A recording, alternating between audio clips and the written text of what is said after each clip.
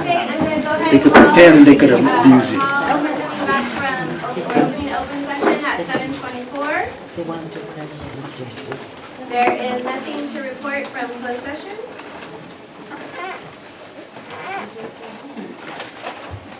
And at this time, I will go ahead and open up for public comments. But before I do, if you, I understand there is a lot of people here to speak about the pesticides resolution. So what we're going to do, because there's a lot of interest in that area, is our policy states that we will have 20 minutes to talk about that. So what I'm going to do is, if you have and want to talk about the pesticides resolution, I'm going to ask for you to come forth now, and I'm going to go ahead and open up those 20 minutes now for those people who would like to address the board regarding the pesticides resolution. Okay? And then as soon as that 20 minutes is over, then I will allow for the rest of the public comments to come forward. Okay? If you have a combination, do you decide and another public comment? I'll make sure. Who's present? Yeah. At that time, you'll still have your, well, how would you want to do that?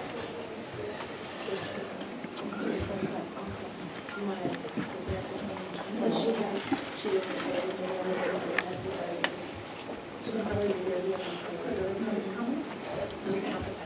So we'll just count, well, we're trying to discuss it right now, but if you just give us a chance, we'll explain it. Don't get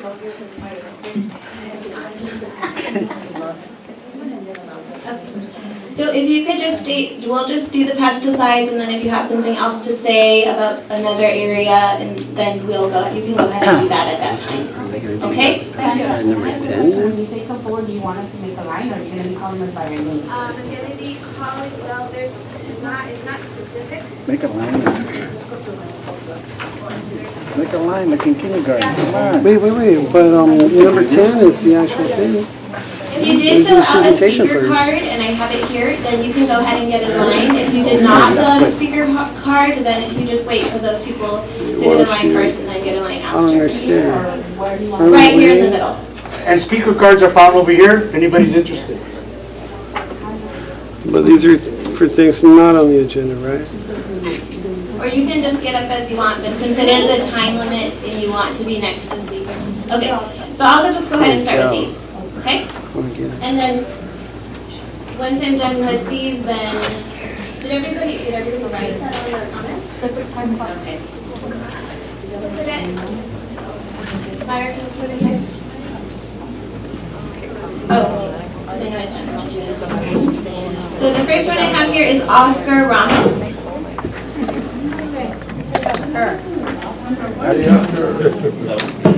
Just okay. Hi, so good evening, Superintendent Gavan, Assistant. I cannot continue with public comments while there is a camera there. You need to go back to your designated area, sir. If it doesn't bother me. I cannot start with the fire exits are being obstructed at this point, and I will not start the public comments until the camera is moved back to its designated area. So there's even a lady with a wheelchair and she can easily cross by. So fire lane doesn't make any sense. It makes sense to me, sir, and I am the board president, and we have board policy that there is a designated recorded area, and until you move to that area, we will not start public comments. If he's using that to film a documentary, can he wait there, or can you put him just a little bit in the back, but he needs to be focusing on the person? We have board policy. Our recording area is over there, and that is where our recording area is. That is our policy, and that is what we're going with tonight. But if all of us... I am not moving, and I'm not moving. I am protecting the public safety, and we are leaving the fire. Well, the public wants it. This is a board meeting for the public. Move him to the Right? Then you have no video at all, no actual documentation anywhere other than the minutes of what gets written by staff. And what ends up happening is hardly anything gets included in... By the board of directors for the public. We can remove ourselves to an area away from the public and continue to disturb the meeting. So I'm asking you for the... I'm not even trying to disturb it. All I'm trying to do is get people's face. Remove yourself to the recorded area. If you do not Greenfield PD is here and they can escort you out of the meeting. How about if I just give him my chair and he could sit there with the camera? He's not gonna be using this, but he's gonna sit there with the camera. We have a designated Move him to board the side. area. I'm not. And you can't get people's face that way. And it doesn't make any sense. It is a horrible policy to begin with. There's an ADA compliant and they can still make Or if it. you wanted special treatment. Can you turn the podium? Could you turn the podium sideways so he can? If he wants to address, he's here to address the board, not the public. This is a board meeting. Right, which is why I'm trying to,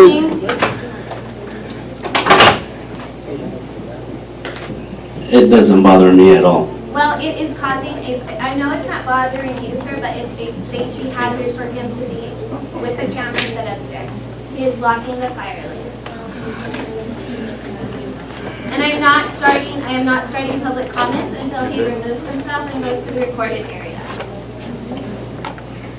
The public needs to understand that this is a board meeting and it can be in front of the public, but it is a board meeting.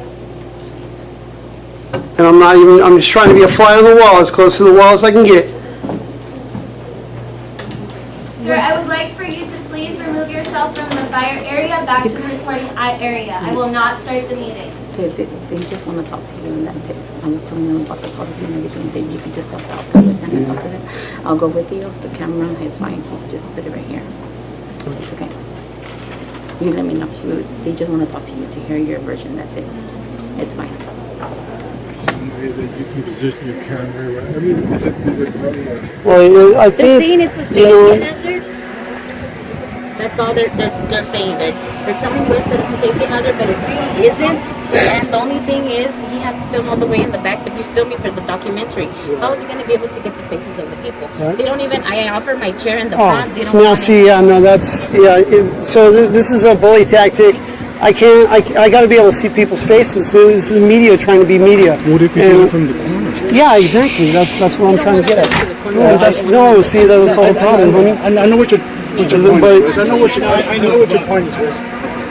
Each one is he's not doing anything. Yeah. Okay. So anyway. Yes, you want to come in? Yeah, come on in. No. And they said No, she's going to walk in, sir. Yeah. Sure, go ahead. So we're just trying to figure out where the median, you know, where you Right. Well, I've actually the most. They said something about a fire lane in between the hallway and the monitor, but that would actually be the best vantage point. I'm out of the way. Honestly, I'm not trying to make a complication, but seeing the back of the head is horrible, and it doesn't make any sense. And for them to be this resistant is ridiculous. And I've had this same kind of experience in other boards, and this is why people feel so submissive that they just quit. Right. No, and we're not trying to intimidate anyone. We're not trying to make anybody submit to anything we're saying. We're just trying to find the Well, sorry about that. The best place would be along that wall for me anyway, and whatever, or just where I was at. I mean, I'm not behind anybody. Not bringing down anybody's neck. There's a wheelchair that can even get by. So I mean, there's no real issue other than no, we don't want you to, and it's a battle of wills at this point. Right. All right. We just want to keep the peace here. So I don't. All I want to do is be able to video people's faces. That's it. And so I'm You going want one to speak to her. just want to listen to what you guys say. Oh, you're going to have to listen somewhere else, though. That way, because we don't want to add more people to the mix. You can wait inside, or you can stand to the side. But I would like to get this resolved earlier than later because people are talking and I'm getting the back of the head and I want to be able to get their face. So yeah, all this stuff is killing me. It's killing me, dude. It's killing me. I'm gonna go back over there and you guys can figure that shit out, dude. Because yeah. The camera needs to be removed from the fire lane.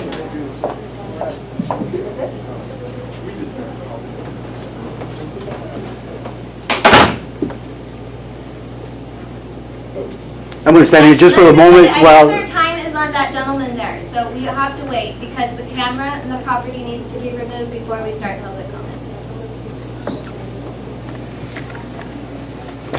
People got business to do at home, so let's get this show on the road. Thank you. Thank you. Thank you. Sir, I apologize. You may now begin your work. You're just doing your job, man. We're trying to do ours. That's right. Thank you. Good evening. Yeah. Superintendent Galvano, Assistant Superintendent Cortez, and trustees. My name is Oscar Ramos. I'm the president of the Salinas Elementary Teachers Union. We don't get this kind of excitement there. I represent approximately 9,000 students and 450 teachers. I'm also the California Teachers Association's Human Rights Representative. In that capacity, I represent approximately 325,000 teachers.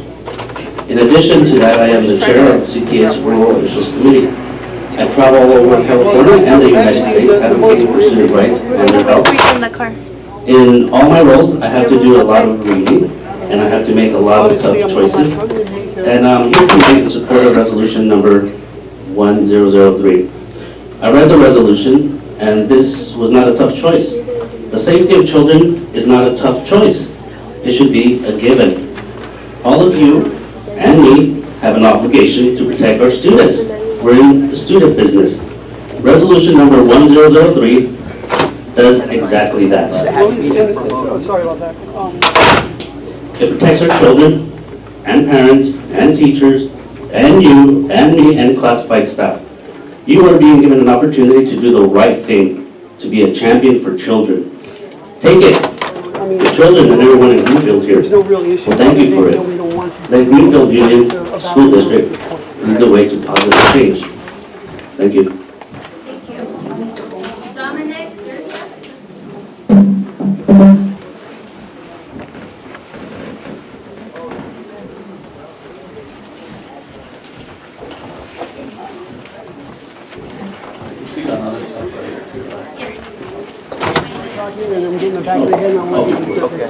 Good evening, my name is Dominic Dursa. I'm not actually from Greenfield, I'm from Salinas, but I actually do represent Greenfield to the Democratic Party, State Democratic Party, as an executive board member.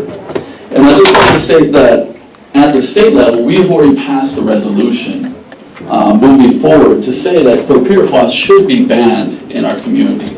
And I urge you to do the same, because number one, this is a school board. A place that encourages, number one, not only learning, but facts, science. Twice, what's that? As soon as I'm done. Twice already, the EPA has found that chlorpyrifos harms students. Literally, nothing is going to come to you if you pass this resolution. You don't lose money. Nobody's going to come after you to vote you out of office. Clearly enough people have showed up that they want to support this. Stand with students. Stand with science. Do the right thing that others have just basically sold out and chose not to. Support a ban on a resolution, or support a resolution to ban chlorpyrifos. Thank you.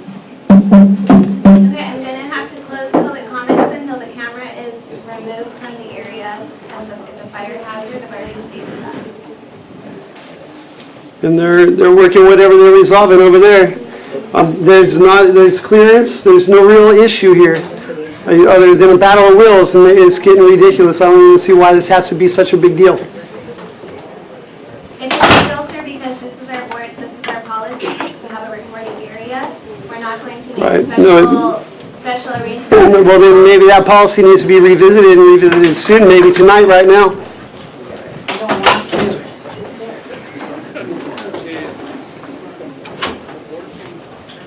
They don't have to know what they do.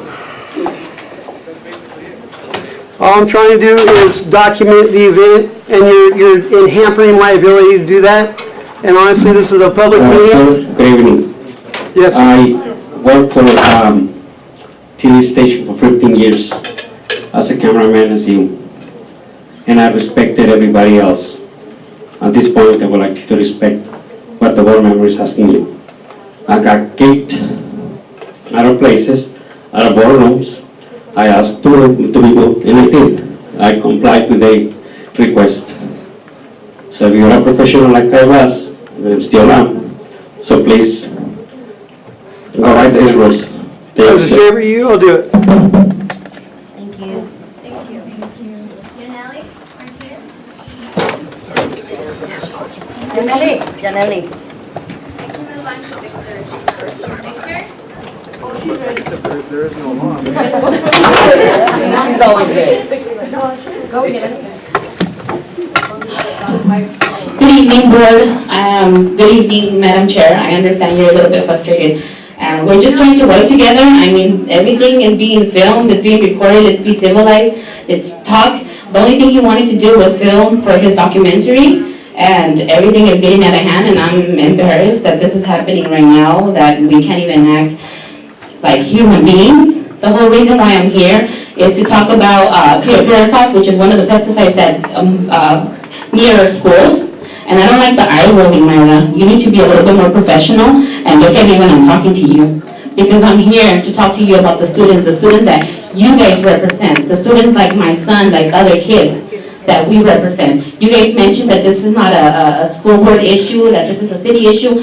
Let me let you know that, you know what, let me tell you, assembly members are the only ones that can do something about it, and you guys. So the health of our children is in your hands. Me as a council member, I cannot do anything. That's why I'm frustrated. That's why I've been seeking, and thanks to Safe Ag, Safe Schools that have been educating me on these horrible pesticides, especially chlorpyrifos. My son just had an asthma attack over at Vista Verde, like some of you might know. Right now, it's still at the Ag Commissioner's desk. It's being investigated, and that investigation is going to take 3 weeks until they're able to tell me what pesticides were sprayed the night before that are harming him, that gave him that asthma attack. He ended up in the hospital. So for me, I don't take my child's health lightly, and that's why I'm here advocating. And I'm thinking that you guys are all smart, especially being women, celebrating Women's Day today, that you guys are going to be smart and take the right direction towards pesticides. And even you, Mr.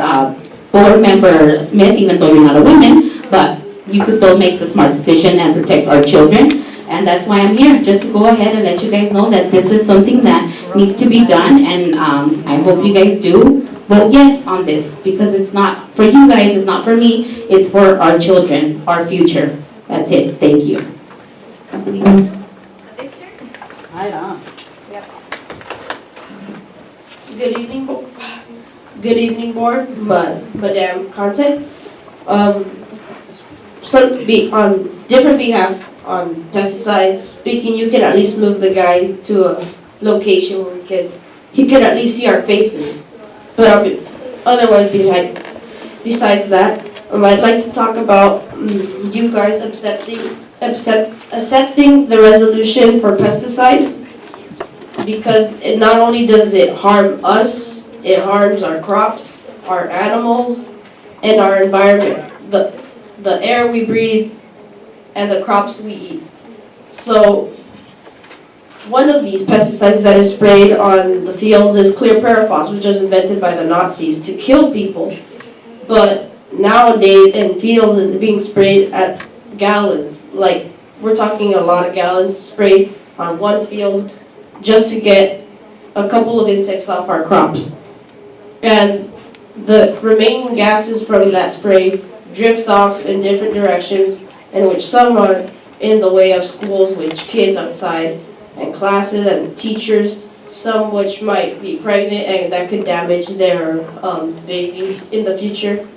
And that's why I'm happy to see that you have accepted the resolution that Clerk Heredia has brought on to the board.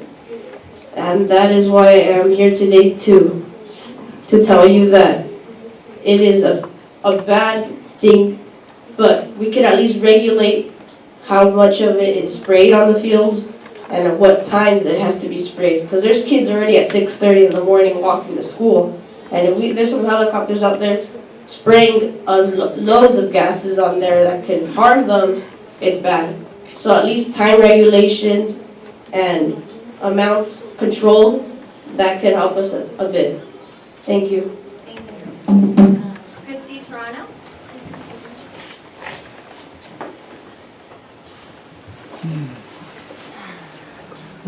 Hello, my name is Christy Toronto. Thank you for letting me speak here tonight. I'm a member of SAS, Safe Ag, Safe Schools. I'm a parent and also a concerned citizen, and I feel very strongly that our schools, we have 22 of them in Monterey County that are surrounded by agricultural fields.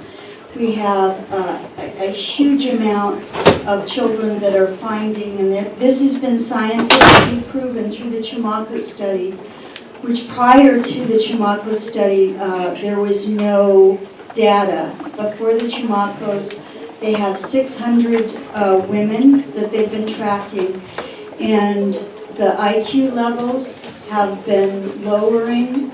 There's asthma attacks.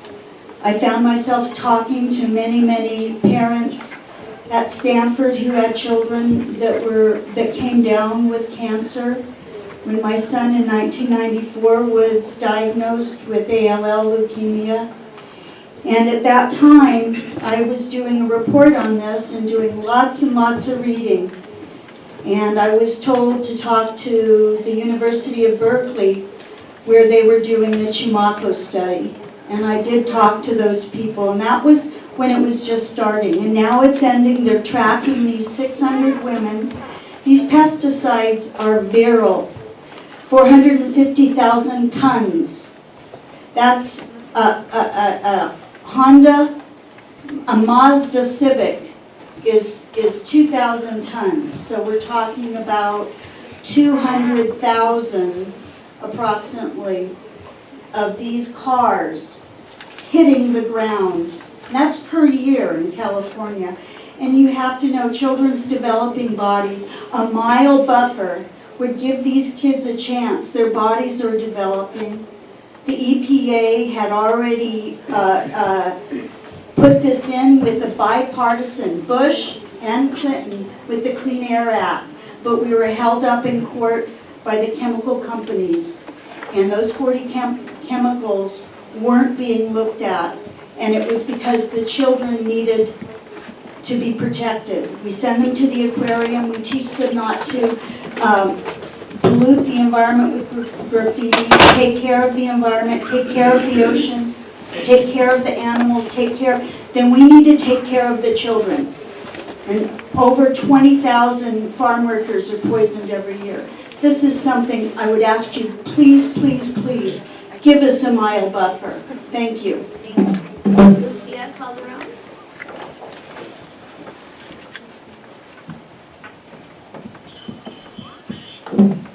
Hi, good evening, board. First of all, thank you, Clerk Heredia, for bringing this to the board, and thank you all for considering it tonight. My name is Lucia Calderon, and I lead the Safe Ag, Safe Schools Coalition. We bring together teachers, parents, farm workers, nurses, students, community members to spread awareness of the hazards of pesticide drift and to work with county ag commissioners and with the state towards safe pesticide use in Santa Cruz County and Monterey County. So here in Monterey County, 1 in 4 students attend school within a quarter mile of the heaviest pesticide use in the entire state. And of the top 10 pesticides used within a quarter mile of schools, they include chemicals known to cause cancer, harm the lungs, the brain, and the reproductive system. And Greenfield schools are no exception to this rule. Actually, they face some of the worst exposure in the state. And of course, while the onus of improving the way that we grow food falls on everyone in society, schools play a very, very important role, a vital role in pushing for local policy that protects children from pesticide exposure. And this is an issue from gestation all the way through school years, and even beyond. Pesticide exposures put children at a disadvantage. The neurological effects of pesticide exposure can significantly inhibit children's ability to learn and succeed in school. After they graduate, if they do, it hurts their job opportunities, from asthma to cancer to autism. The very limited access to treatment and support can devastate family budgets and add significant stress to households. Even the best teachers or most attentive parents can only do so much if exposure to pesticides has caused a child to have decreased lung capacity or autism or other neurological problems. So to truly improve the lives of our most vulnerable students, I think that it's really critical that we all address environmental exposures, including pesticide exposures. And we know that safer agricultural practices are possible. So while we as a society push for a transition, I think it is very important that school districts step up for better protection zones so that drift can be avoided, and for notification so that schools, teachers, and parents know when pesticide applications are taking place and what pesticides are applied nearby. The state rules for quarter-mile buffer zones for the most drift-prone pesticides and an annual notification. That's one list that a school receives once a year. It's a great start for the state, but we can and definitely should work to do better at the local level. So I hope that the board can take a stand for the health of Greenfield students today and their success and vote yes on this resolution, as well as continue to build relationships with the county agricultural commissioners and the community to really work together to bring success and health and clean air to Greenfield. Thank you.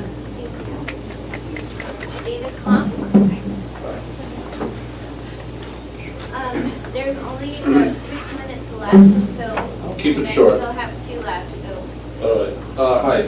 Good evening, board members and the superintendent. My name is David Kong. I am a resident of Greenfield. Been here, living here about 10 years, and I live over on the east side there, where there used to be a lot of fields. There's still a lot of fields out there now.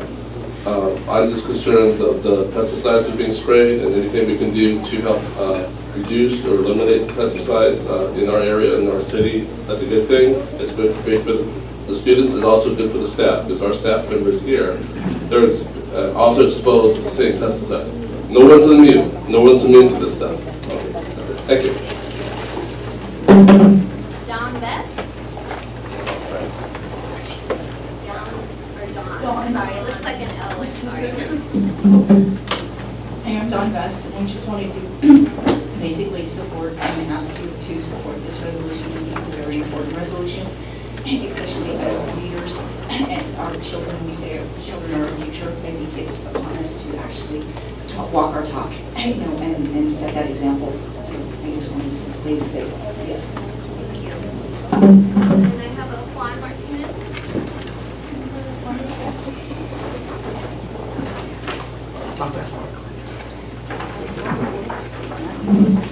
Thank you. My name is Juan Martinez.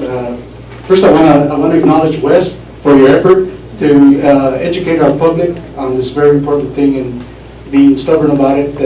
That's how we get things done, and also being able to reach across and understand, hey, let's make the thing happen here. So thank you very much, and board for being patient with this. I'm trying to get this thing to record a documentary because we think it's that important. Thousands of people are affected. It's costing us millions and millions of dollars. My history with this involvement goes back to the 70s when we started pushing for pesticide notices for farm workers. You go out in the field, you see a sign this big, it says peligro, do not enter pesticides, right? That happened after 2.5 years of fighting with the Ag Commissioner of Monterey County, Richard Nutter, with all the facts that they had. Just like the cigar industry, the cigarette industry, you can't prove it, you can't prove it, you can't prove it, you can't prove it. So we then studied the matter, we started proving, and we started suing. It cost a lot of money, $250,000 for about 4 lawsuits that were filed, and they got resolved, money, right? They finally realized it's cheaper to put up a little paper that says peligro do not enter, and the cost of medical for the farm workers and their families, the income coming to their home that's now not coming in, and then all these people are on welfare. Is that what we want? We do not want that. We want our kids to go to college, get a good education, go to university, do these things. And we don't want your staff, should they be pregnant, get the heads up. Hey, they're going to spray you 2 or 3 days. Oh man, hey, superintendent, guess what? I'm not going to be able to come to school on that day because, right? I mean, all this stuff is great. It's good stuff. Don't be so afraid. Don't be so afraid. I ask you, do not be afraid. You're doing the right thing. Show leadership. That's what we're doing here today. Because you guys are going to be the example. In the heart of the salad bowl of the world, we feed everybody out of here. We feed everybody. Farm workers are all around you. They're paying for your salaries. Show some respect. Por favor. Thank you very much.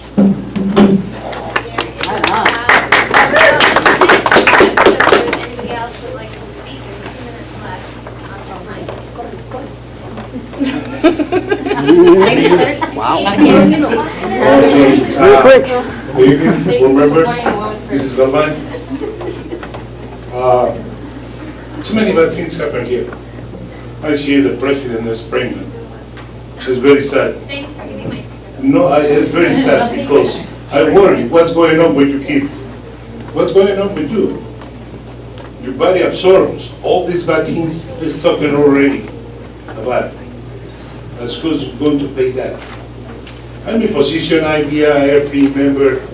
I volunteer with this organization, with this group around the county. But one day I tell, I finish. No, I start again. My granddaughter is in school. And what happened with her? I come in to see you. What is the mood you take it? You take the ass. You must be a friend, please. One of the bad things happened here. I'd be a counselor for too many people. I'd be a volunteer, and too many people asking me what's going on. What's going on? What can I do for my skin?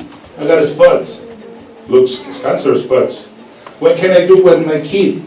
This dog can't see very well. What's going on? What's going doing with my kids? They don't learn. And you don't have a special service. For too many years I've been involved with this system. You don't have a special service for this kid.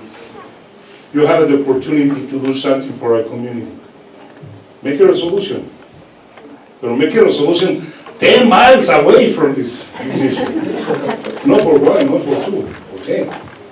Especially, you'll be affected. I'm sure.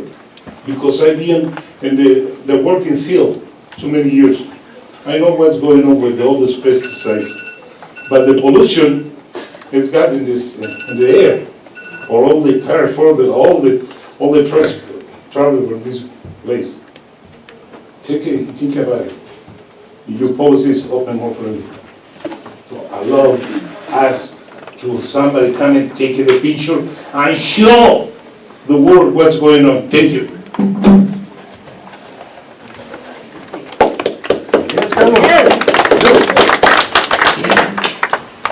One minute. Párate, Ruby. Yo agarro el micrófono. Ms. Canty, Ms. Diaz, you guys have kids at Vista. Please accept this resolution. We do love our kids. I love my kids. Please, we would do anything for our kids. Our blood. Our kids are there. Please think about that.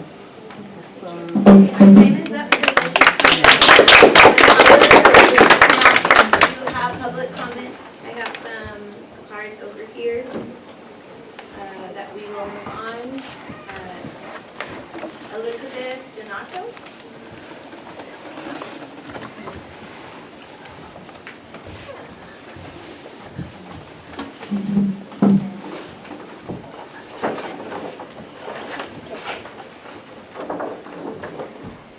Good evening, board. First of all, I want to apologize just if I messed up or something because I get nervous. I'm sorry. But so we came here to talk about something we found out about just a few days ago.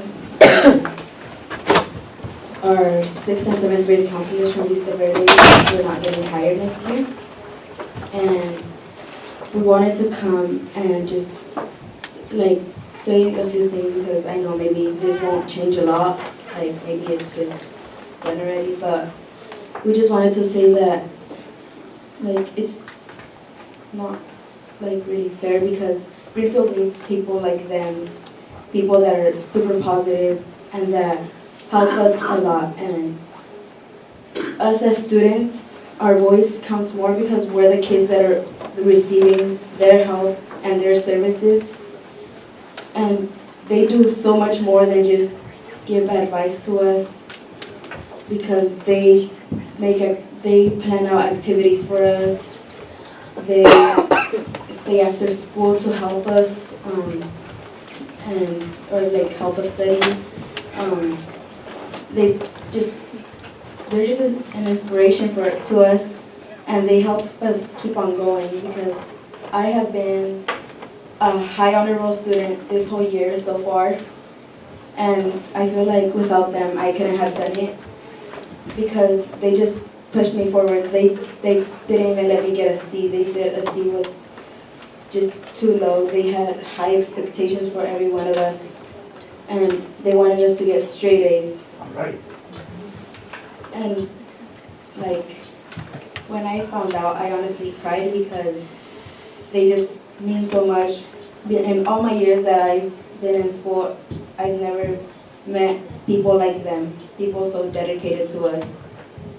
And that's all I have to say.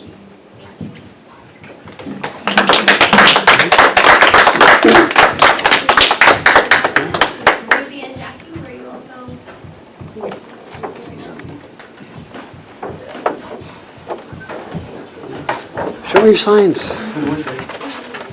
No. First of all, I wanted to talk about, my daughter took a trip to see the Collegially yesterday. And I've been there a couple times, I just didn't dawn on me to come and talk to you guys about this. If you guys can collaborate with the city of Salinas to clean up the park, where I guess where they have a tennis park over there. They take them over there for a few minutes before they have lunch and get lunch ready for the kids and everything. And as I passed there with the kids before today, I've seen a lot of homeless people, a lot of garbage. They had the barbecue pits going on, and honestly, I didn't feel, I mean, I have nothing against the homeless people, just the fact that we had kids there. I didn't feel that they were there that safe, because they had the barbecue pits going with the fire, and you just hear a lot of stuff like people dropping needles and stuff like that in other parks, right? And so I want to see if you guys can take a minute to think or collaborate with them, because she can actually tell you what she saw when she was there.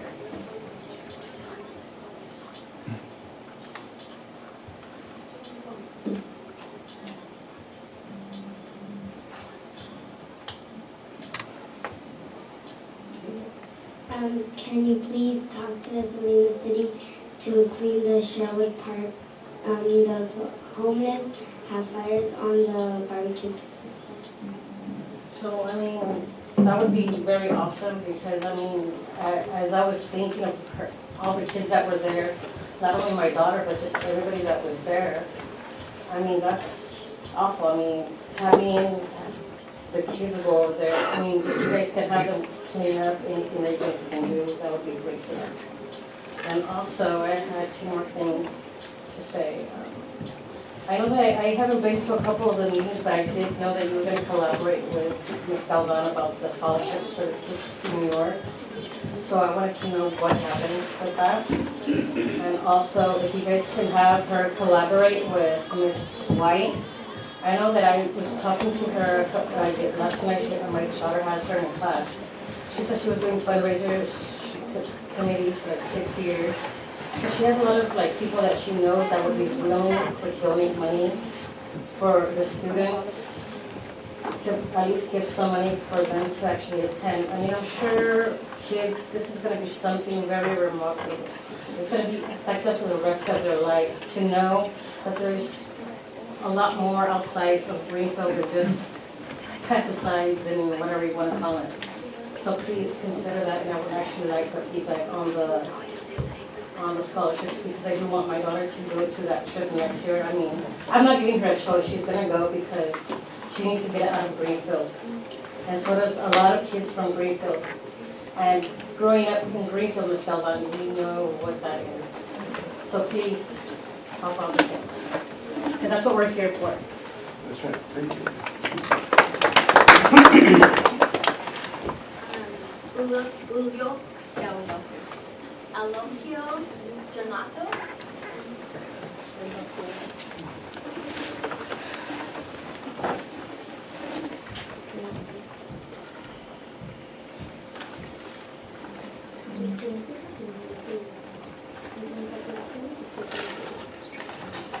Buenas tardes.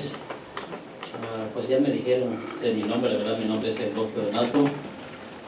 Primeramente quiero felicitarlos, ya que veo la mayoría de las mujeres en la mesa.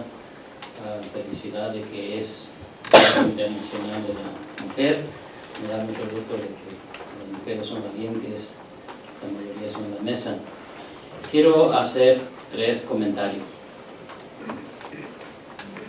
Good evening. You have already mentioned my name. My name is Eulogio Renato. And first of all, I would like to congratulate the women in the board. Today is International Women's Day, and I know the women are brave. And I would also like to make 3 comments. Primero es,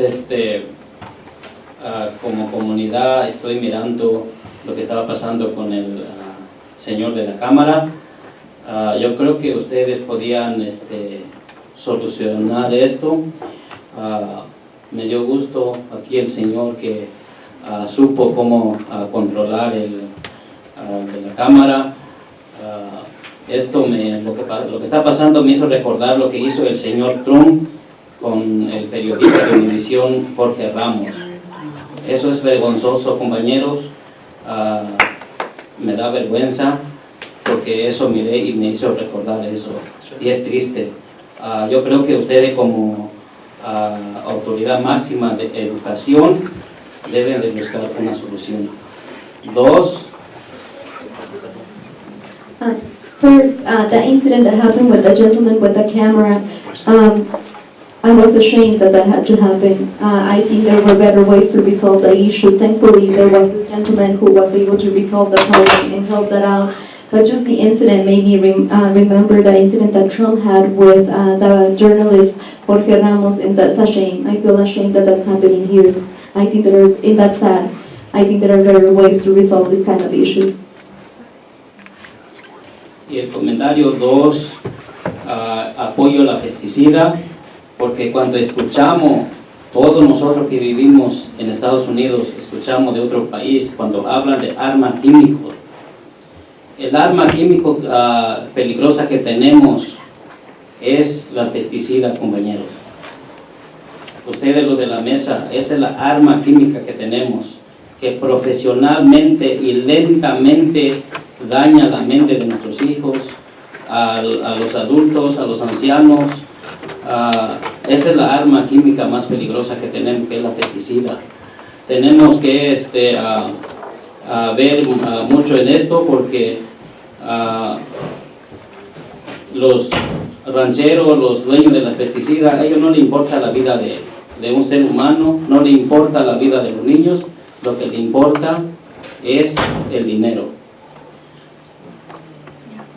My second comment is about the pesticides. And all the ones that live here in the U.S. and in other countries, we need to realize that the very dangerous arms that we have are pesticides.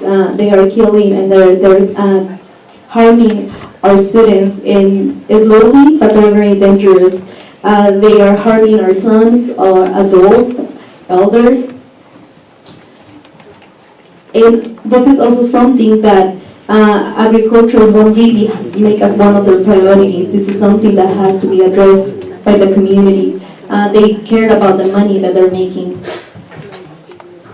Y el comentario 3 es, también estoy apoyando a los estudiantes que acaban de pasar aquí, que quieren sus consejeros el próximo año o los años que pueden trabajar con los estudiantes, porque es cierto que hay consejeros muy buenos en la escuela y de repente lo cambian, lo despiden, no sé qué pasa, y yo apoyo a los estudiantes de que ustedes como autoridad máxima lo escuchen, por favor.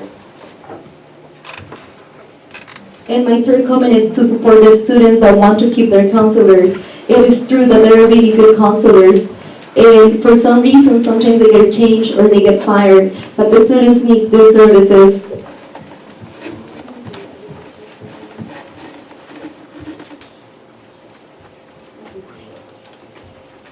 And sorry, I forgot the last piece that he said, and to really listen to the students, because you are the ultimate authority who will make this decision, and it's really important to have those counselors for the kids. Muchas gracias. Thank you very much.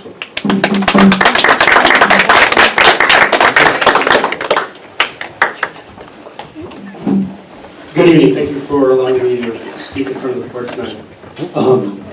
I have a daughter who attends Mary Chapa. She's in the TK program. Sorry, very emotional about this. She has an active IEP along with occupational therapist requirements. It's a really long story, and I'm not going to go into it tonight because it's going to take me a lot longer than 2 minutes and 44 seconds to address all the issues I've had. The issues I have right now is within the occupational therapy program. The 2 occupational therapists that the district have employed cannot handle what my daughter has to deal with.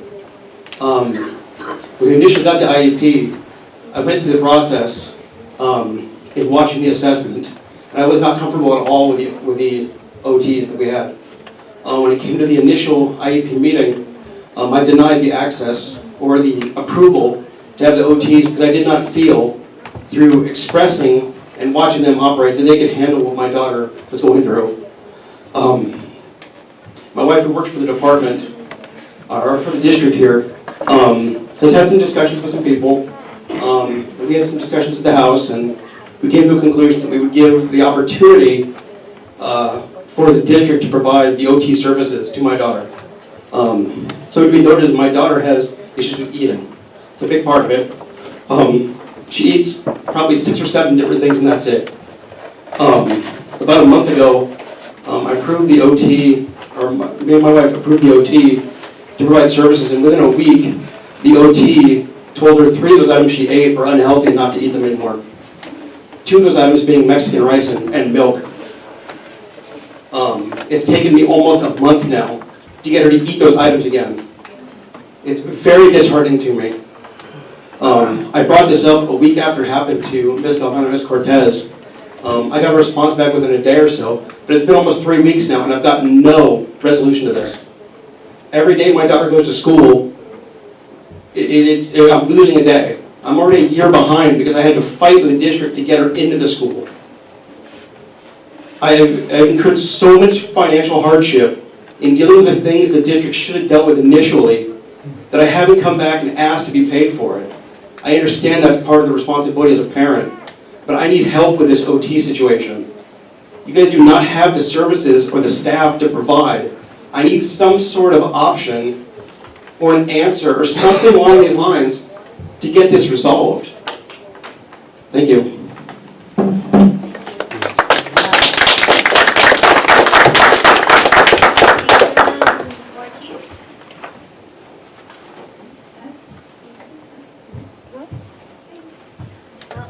I have a comment I didn't do, I think you guys didn't have any more. I gave my number. Okay, go ahead. Good evening, board, everyone else. I agree with one of the comments that, you know, those roll of the eyes, it's not very professional. I've been there, you know, many times from you guys, and I think it's time to really act professional.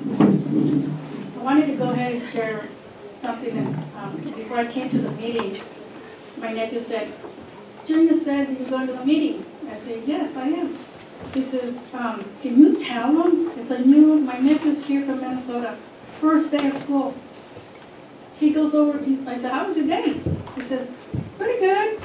And I said, well, good, I'm glad. And then he says, not lunch. I said, well, what happened? He says, they yell too much. And you know what? He is not the first one that said anything. But this child is scared and does not want to come back tomorrow. And this is ridiculous, and we need to stop that. Also wanted to let you guys know that I attended the Vista Verde Middle School open house. I got to see many projects. I am very impressed from all the great work that they've done. I want to go ahead and mention about the unification. Where are we with the criteria 3, 6, and 9? We cannot let this die. We have until the beginning of April, and it's just around the corner. Laura Caballero, Claudia Rios, Juan Uranga, Joel Hernandez, and many other that work very tireless deserve our support to get the unification go through. I was disappointed with Doc. You all know who Doc is, right? Having Myra and Leslie take the credit on the Salinas, California, shame on them too. Shame for accepting it. The sad thing about it is that God used it for campaign purposes. You all know this. You guys didn't do a darn thing with the unification. And my other thing on this is that we need to stop those eye rolling of the eyes. This is ridiculous. Please. Thank you. This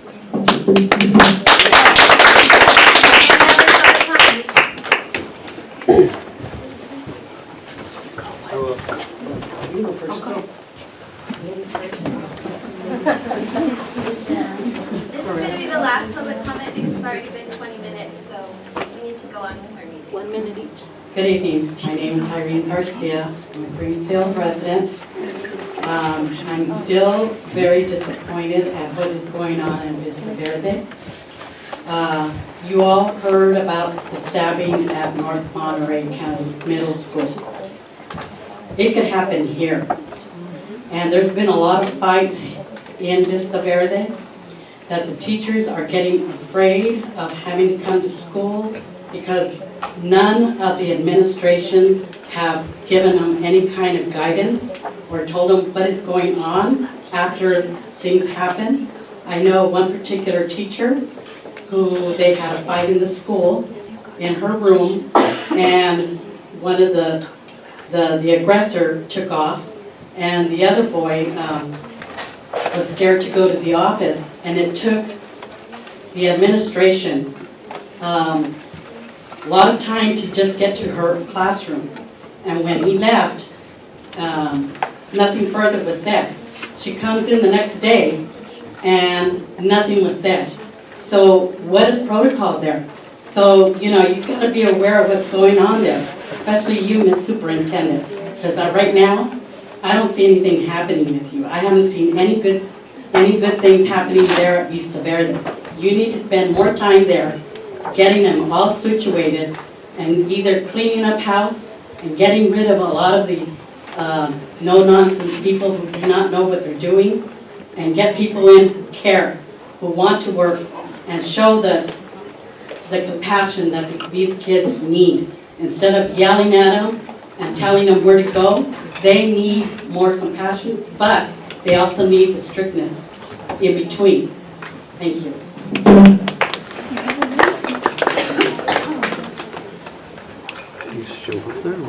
We're now going to move on to our next agenda item, a GTA report. Is GTA here to make a report? Okay, so we will move on to CSA report.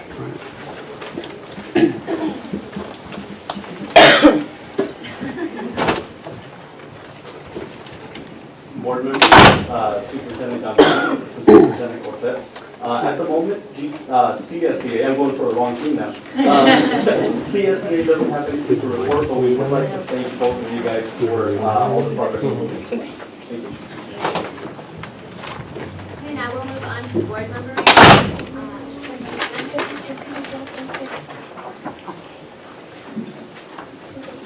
Okay, since the last board meeting, I had the opportunity to attend at Oak Avenue and Cesar Chavez. Never married Chapa.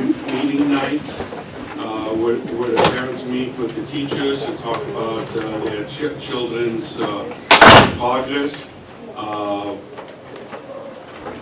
When I was over at Cesar Chavez, I felt I needed to stay until 8:30 to help out with a little assistance of safety due to a light problem that we're having over there, but we're getting that fixed, okay?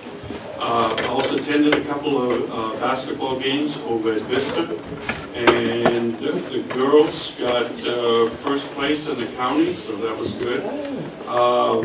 I stopped by at Oak Avenue in the morning, observed the top off and checked out the breakfast. Also one morning at Cesar Chavez, monitored the top off of the children and saw the breakfast for champions. The staff is doing an awesome job there in preparing the food. Last night, or was it the night before? It was in fact, it was Dr. Seuss eating night at Oak Avenue. Last night, yeah. Also, on Monday, I stopped by at our next door neighbor, which is over at Vista, and I will give that report when we get to that resolution 1003. I will give my report on that one at that time. Also, I heard one of the individuals came to the podium, and I will be speaking to my friend, Deputy Dave Davis, who is on the Salinas City Council, and see what's happening over there at the park. And other than that, that's it. Thank you.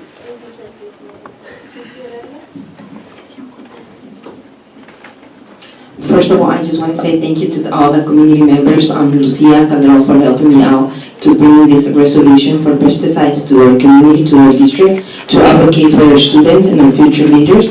And also I want to thank our staff for bringing that to the agenda. And I know it's hard because I was asking, but we want to advocate for students. We want students to learn, but like you said, we have to think about learning all, and it has to be well-being. And I know around this area, around this valley, there's a lot of pesticides, and sometimes it brings a lot of issues or health problems to our students. So at least bringing awareness to our community, to our parents, and also with this, if it goes through and be approved tonight, it would be nice to us to publish in the newspaper, send a copy to the governor's office, to the agriculture commissioner here at the county, and to other districts, put on the website so other districts will create a model for them, especially in our county and over the state. So I want to say thank you.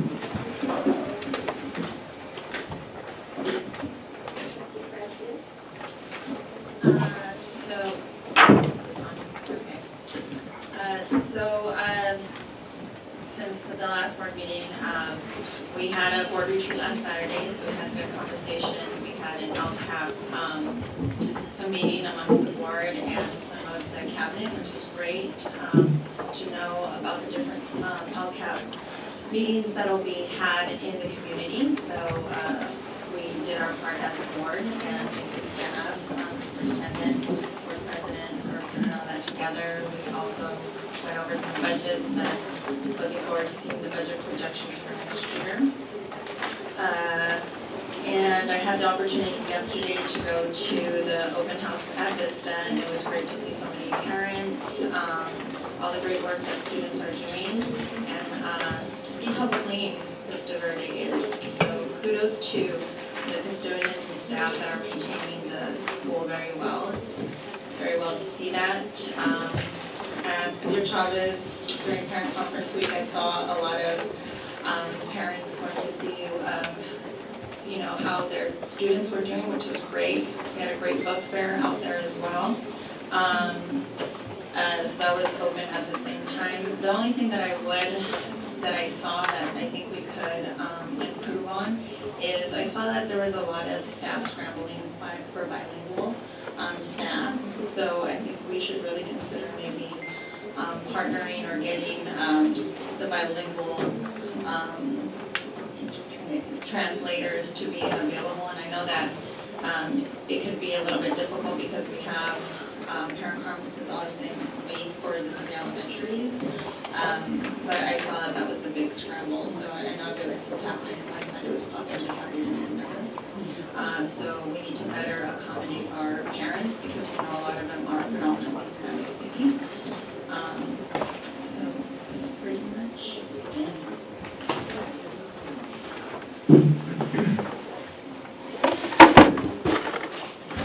I also got to go back to school night at Vista Verde, and it was really exciting to see all of the kids work, and they all put a lot of hard work and dedication into their science projects and into their university projects that they did, and I got to hear a little bit of the band play, and it was really amazing. But what I was most impressed with during back to school night was the teachers engaging with the parents and students. I saw that it actually makes me teary-eyed because I'm a teacher as well, and I really love my students, and I could just see that in our staff. They really love our students. They're there for them, no matter what the environment or whatever is going on around them. They're there for our kids. They love them. They're willing to put in the extra time, the extra effort, and I know sometimes we hear a lot of bad reports from the middle school, but the middle school staff there, I really believe that they love those kids, and they put a lot of hard work and dedication into them. And I just hope that this gets back to them, my report, that I really appreciate, because I could really see their hearts. And they, spent minutes. I mean, they had a lot of people to entertain, because there's a lot of parents coming in, but they took time to look at the door and see who was coming and made sure they took time for every parent and every student. And then I would see the other teachers that didn't have parents in their room, and they would be standing out the door looking, so just waiting to talk to someone or waiting to see one of their students come in and show off the work that they're doing in their class. So the teachers at Vista are just doing an amazing job, and I really, really appreciate them. And I am a proud mom to say I'm glad I'm sending my kids there to Vista Verde.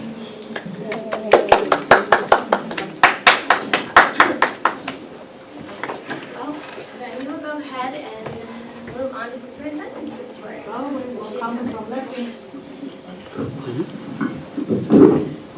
Good evening, folks that are from our public as well as our board. I just first of all want to just make a comment about the pesticide resolution just a little bit, and want to thank you all for coming out and sharing your perspective. We have a common interest. We love our community of Greenfield. We absolutely love it, and are going to be considering something tonight. And I also want you to know that our board shares that sentiment. They absolutely love our community as well. And we have a common interest, and I just don't really want to see any of us battling over a position on such an item, because it is a common interest, and we absolutely adore and love our sweet community. So I just wanted to say that about the pesticide resolution, and that there is absolutely no reason for anyone to get, I'm going to use the word combative, because it was very on the verge of that, and I don't think there's ever a place for that, especially with young children in our audience that we are here to serve. And so I just wanted to say that and just put that out there as a public statement, because we do have a common interest. So with that being said, I'm going to go ahead and add a few other items to share with you tonight, and that is echoing the sentiment of our board president here in terms of the learning walks and the incredible staff that we have here in our district. We absolutely have wonderful teachers at all of our sites that are absolutely doing the best work possible to serve our students and to work together collegially. And I also want to say the same sentiment for our classified staff, who give of themselves every day to advocate for our kids in all of our departments district-wide, from the cafeteria to the yard duty staff to our campus supervisors, and just really want to recognize and thank them for the work that they do. I also want to recognize the management staff and our administrative team, who also equally work long, hard days to coordinate the programs that they also coordinate. So just really recognizing the work that we do, because as Assistant Superintendent and I and many other staff members walk through classrooms and walk through campuses, we recognize the heart that they bring to work every day. And I just wanted to make that recognized by saying that to all of you, as well as allowing the board to hear me say that of our staff. It is a pleasure every day to come to work here in Greenfield. And I'm a proud product of these schools. In addition to that, I'd also like to share that we are getting ready for Smarter Balance testing season. And so what does that mean? That means that we're working to prepare our grade 3 through 8 students for the next exam to demonstrate our academic achievement. And so a lot of the work that we've put into place in all of our school sites to work and prepare our students for their academic achievement so that they can be on the freeway to be college and career ready when they graduate from our local high school.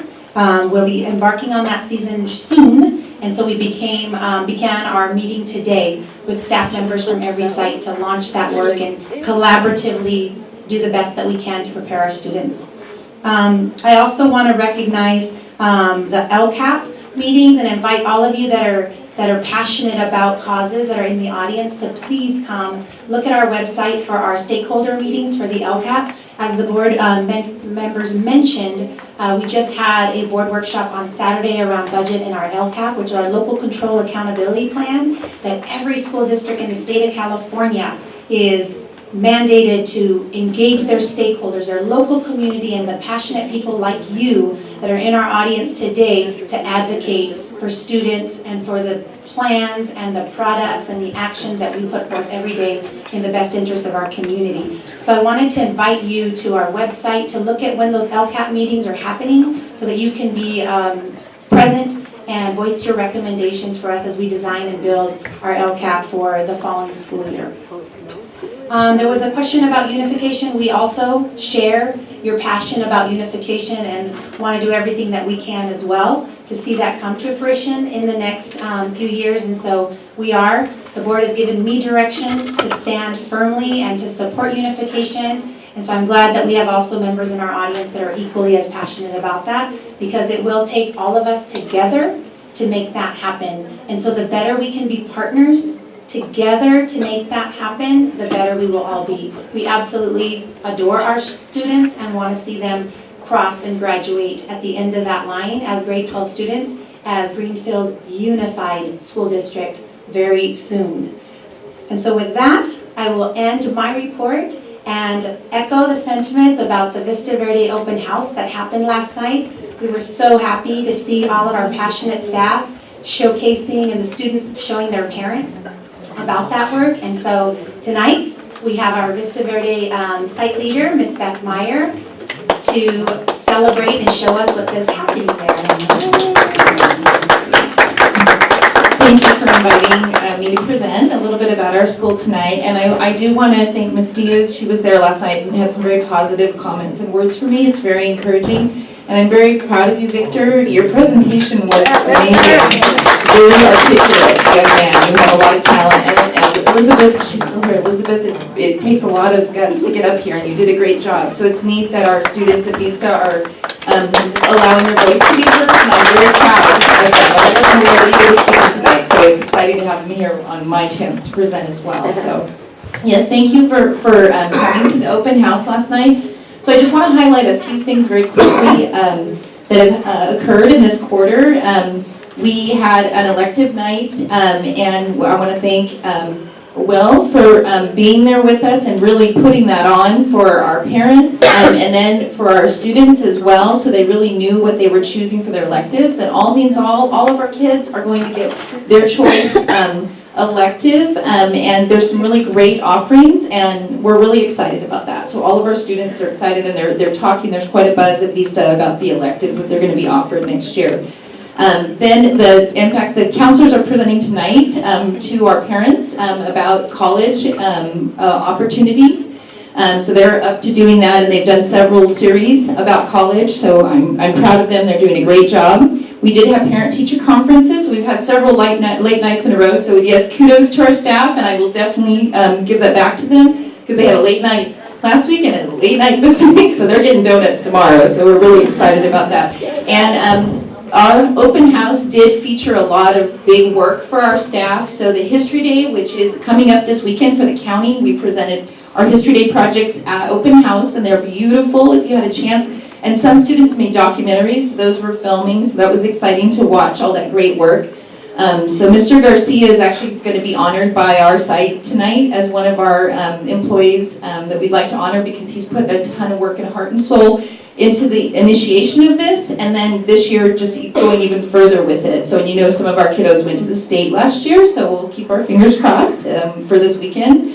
And then our science fair, we have a young new science teacher in 7th grade, and she is dynamite. And those of you that were there and have seen the science fair kind of progress, this was definitely the best that I've seen. And big kudos to her and all the work that she put out, and those kiddos, wow, it's amazing what they're doing. So that was really fun to watch. And we had judging, and is it ERA, sorry. So we brought in some people from ERA. They were so nervous. It was really cute during the day to judge the projects. But it was fun because the kids got interviewed. Every child was interviewed that had a project. So it was a great opportunity for them to showcase their work and to be honored for the hard work that they've done, and a good opportunity. And the science fair is on the 17th, and so our kids we're sending, I believe, 25 students to the science fair this year, the county science fair. So there was a lot of work, they had a lot of deadlines to make, so this is historic. So we've never done this in my time at Vista, so I'm really excited to see so many kids go. So if you are, yeah, I know, it's really so I want to go to the next slide. What you have shared about Vista and your concerns are my concerns and our concerns as well. We've been working on our school culture, and so that's the one thing that I wanted to focus on. We have built a PBIS team this year, and we started last year, but this is my first kind of opportunity to be really involved with that. So I wanted to share with you a couple of things that we've done. So we're really focusing on the data, and I know Lamari's been able to be part of that as well, which has been nice. And so we had the kids make videos, and then we did a video contest. So to save time, I won't show this to you, but maybe we can post them somewhere because they're really cute. The one issue that our committee has been working on is tardies, because our average tardie was 144 a day across our campus. And that's just not something that we're pleased with, because that many kids are getting less instruction. So we really are working on that. So if you can go to the next slide. Oh, no, I guess I'm going to the next slide. Oops. I'm sorry, you go ahead. Okay, sorry. Well, I figured it out, so that's good. So what we've done, and this just started March 1st, so we've been doing what we call tardy freezes, where on any period during the day, I can announce that everybody that's in the classroom and in their seat on time when the bell rings gets a raffle ticket.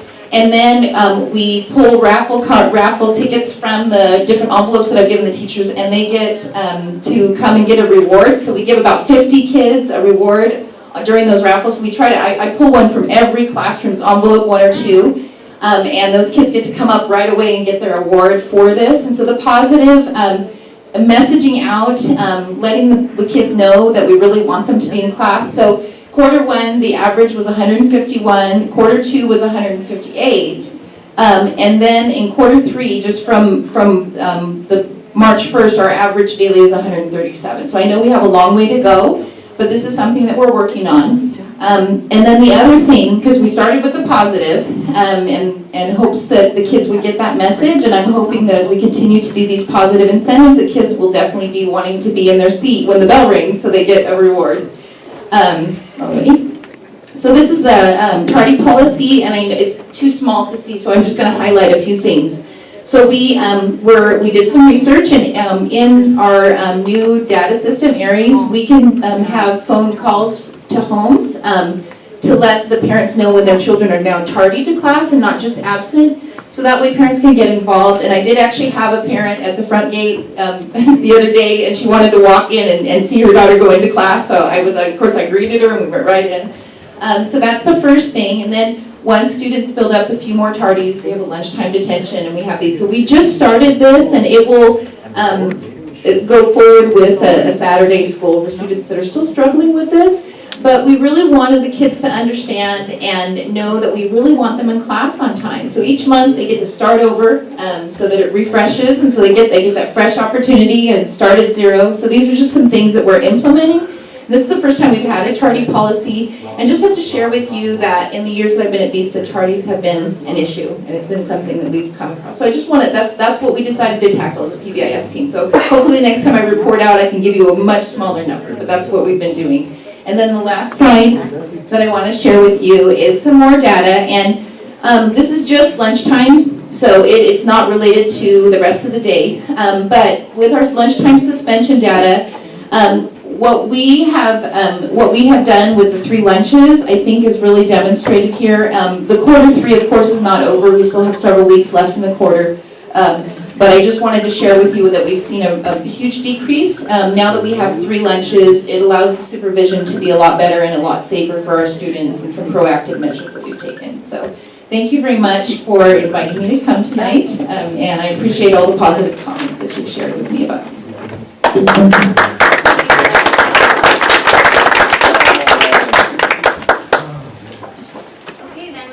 Move on to the review of our first interim report.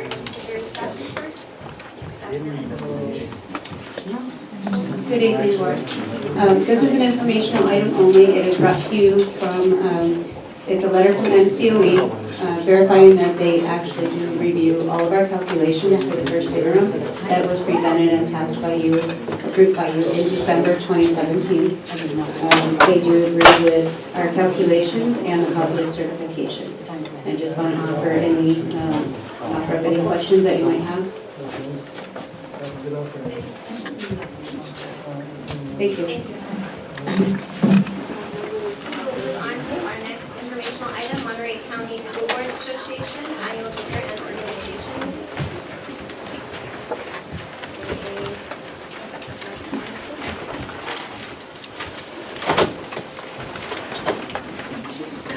So,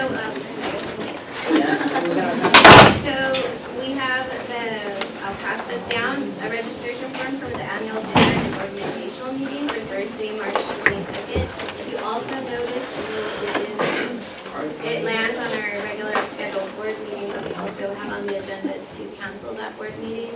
So if you would like to register and attend that meeting, please let Claudette know that she can register.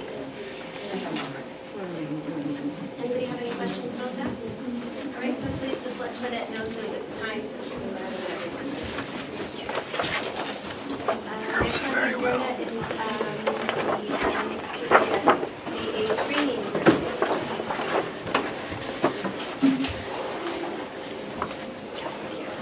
So this, we will need to have submitted. Can you do it separately or discuss it now?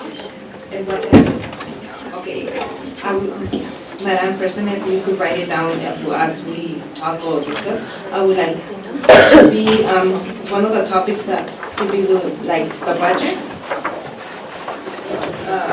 Training, and another could be like the different training that they're promoting. I would say it's 3 ways to prevent inducing and helping every student to be as safe at school.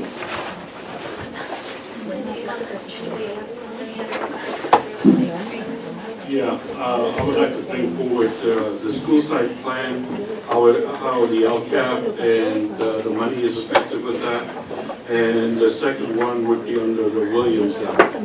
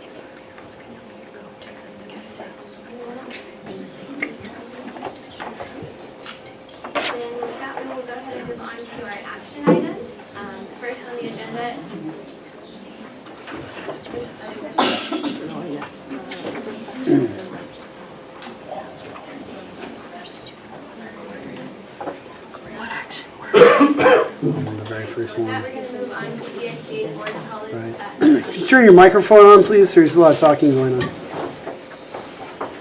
Board Policy 1325, and this is the first reading. Sandra, is your mic on? Sorry? Is your mic on? Can't hear you that well. Okay, it's on now. Thank you. Did everybody get a chance to review that policy? Yes. Is there any changes that anybody would like to make? This is the first reading. No.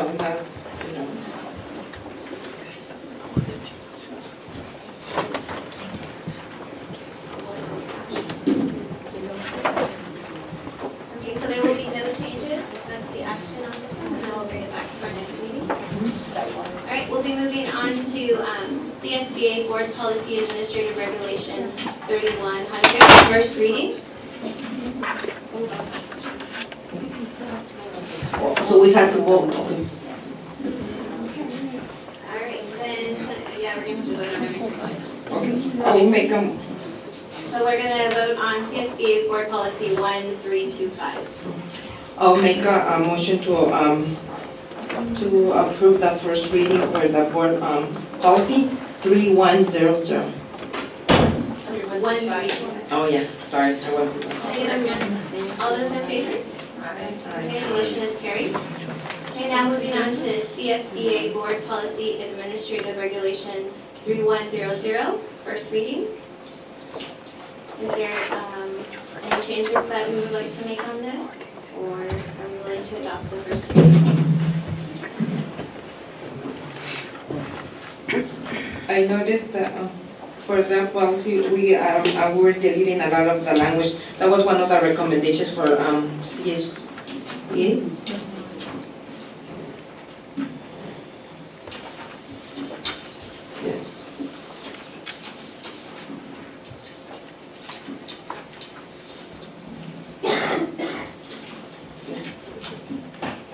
We are adopting a lot of language. I would like, no. Is there a motion, or did you have any more discussion over this item? Can I get a motion? I will make a motion to approve the board policy 3100, first reading. Can I get a second? All those in favor? Aye.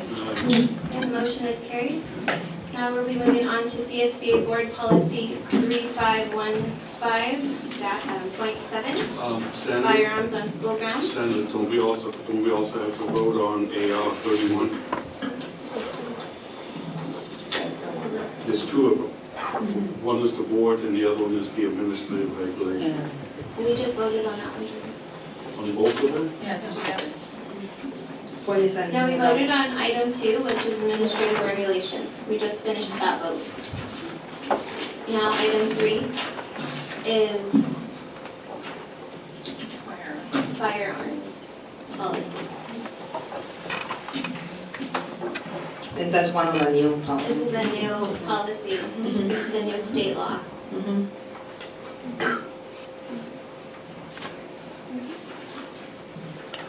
Is there any additions or? Okay, then can I get a motion, please? I'll motion. Okay, can I get a second? I'll second. All those in favor? Aye. Okay, the motion is carried. Okay, the next item is CSBA deleted board policy 3517 and added AR 3517. I think this is the one you were talking about. Yeah, on the, Facilities inspection? yes, the way it used to be, the superintendent or designee shall develop facility, no. Designee shall develop inspection and maintenance program, okay? And apparently we are canceling the maintenance program, okay? And it's very important to have a maintenance program because you will say in the section, time saves 9. Can you tell me what paragraph you're looking at, Jordan? The first paragraph, The first paragraph? the one that's above 1.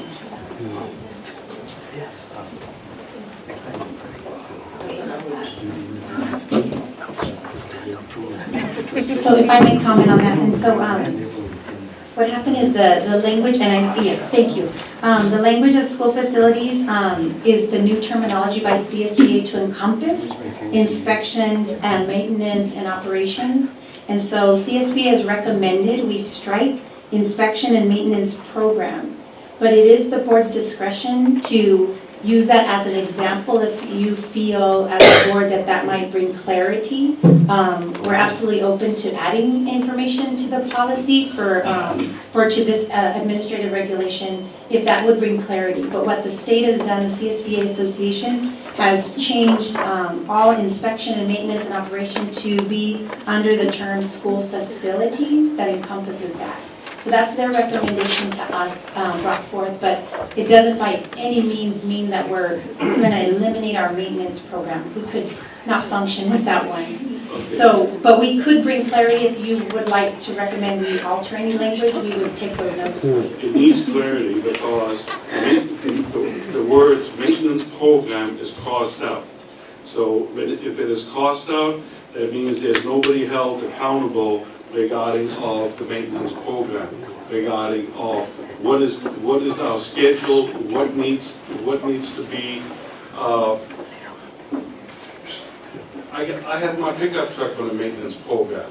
I have it down that every 3 months it gets an oil change, and I have it, you know. But Mr. Lewis was here handing out our maintenance.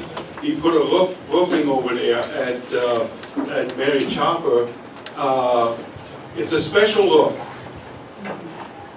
It has to be maintained every 10 years, and if you don't put it on the maintenance plan, schedule it to be maintained 10 years from now, okay, which is minor repairs, okay.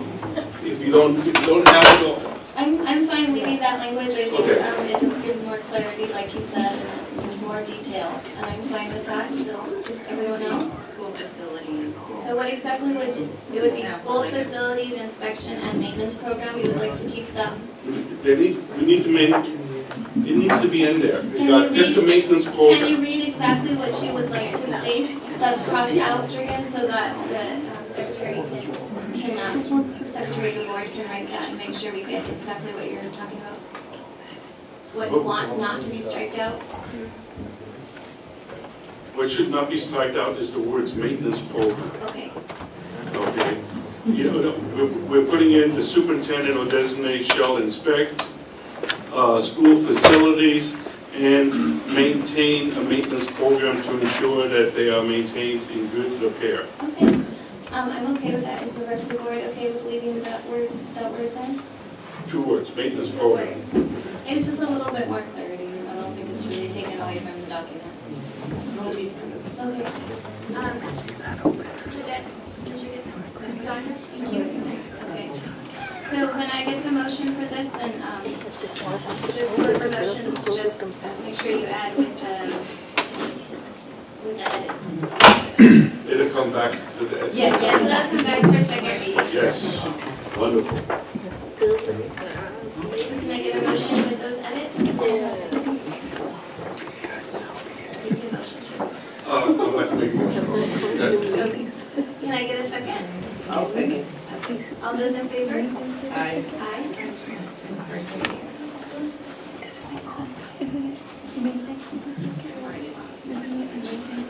Okay, professional standards then. CSB Board Policy 4119, .21, the first reading. Professional standards. Does anybody want to make any changes to this or add?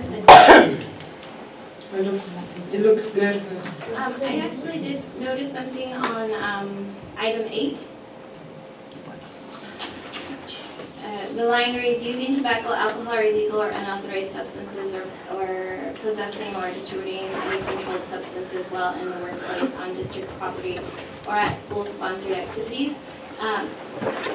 So I just, it says at school-sponsored activities. I don't know if that goes in line with the district-sponsored, holiday parties that we have. But a lot of times those are off school grounds and they're sponsored by the district.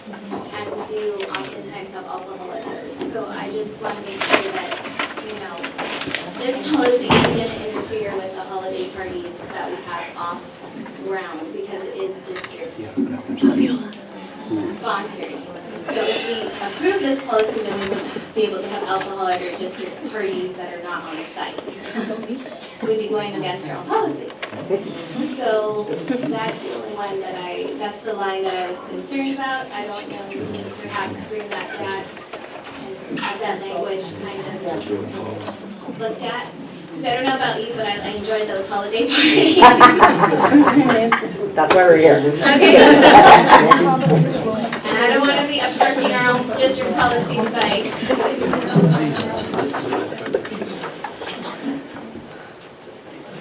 So I don't, okay. Will I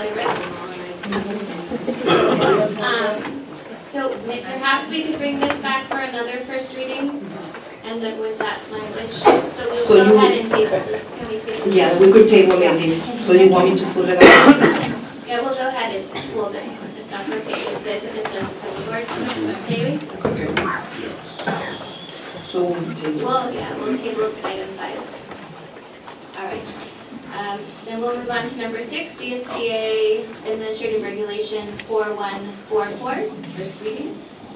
Does anybody have any comments about this administrative regulations?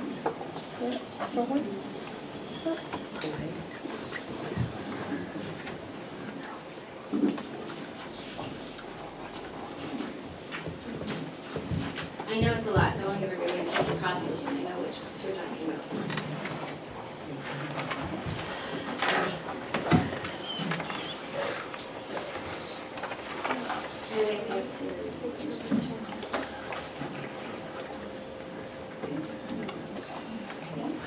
May I have a motion? A motion to approve.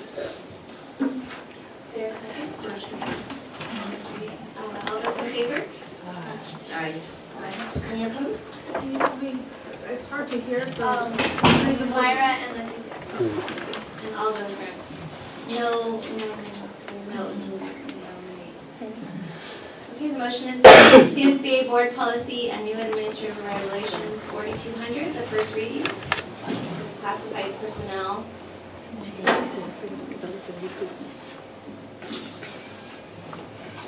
I had a question for this. Are we adopting a new policy or there, because we have new one on personnel and we have one. And you, the one is the new one is. So I can share that. So the first one is Board Policy 4200, which is a board policy. There was not an administrative regulation for 4200, so CSB has since released one. And so the reason you have two is one is a board policy and one is an administrative reg. So an AR and a board policy. So the AR will give us more detail. And that's the one that's new. The other one was existing and just needed updated language in the policy. Yes. Okay, I have an issue with one sentence that is being taken out. On the AR or the board policy? What policy? The board policy. Okay, I just want to make sure. Board policy. Okay. Okay. Each classified position shall have a designated title, regular minimum number, and assigned hours per day, per week, and monthly per year. Next sentence.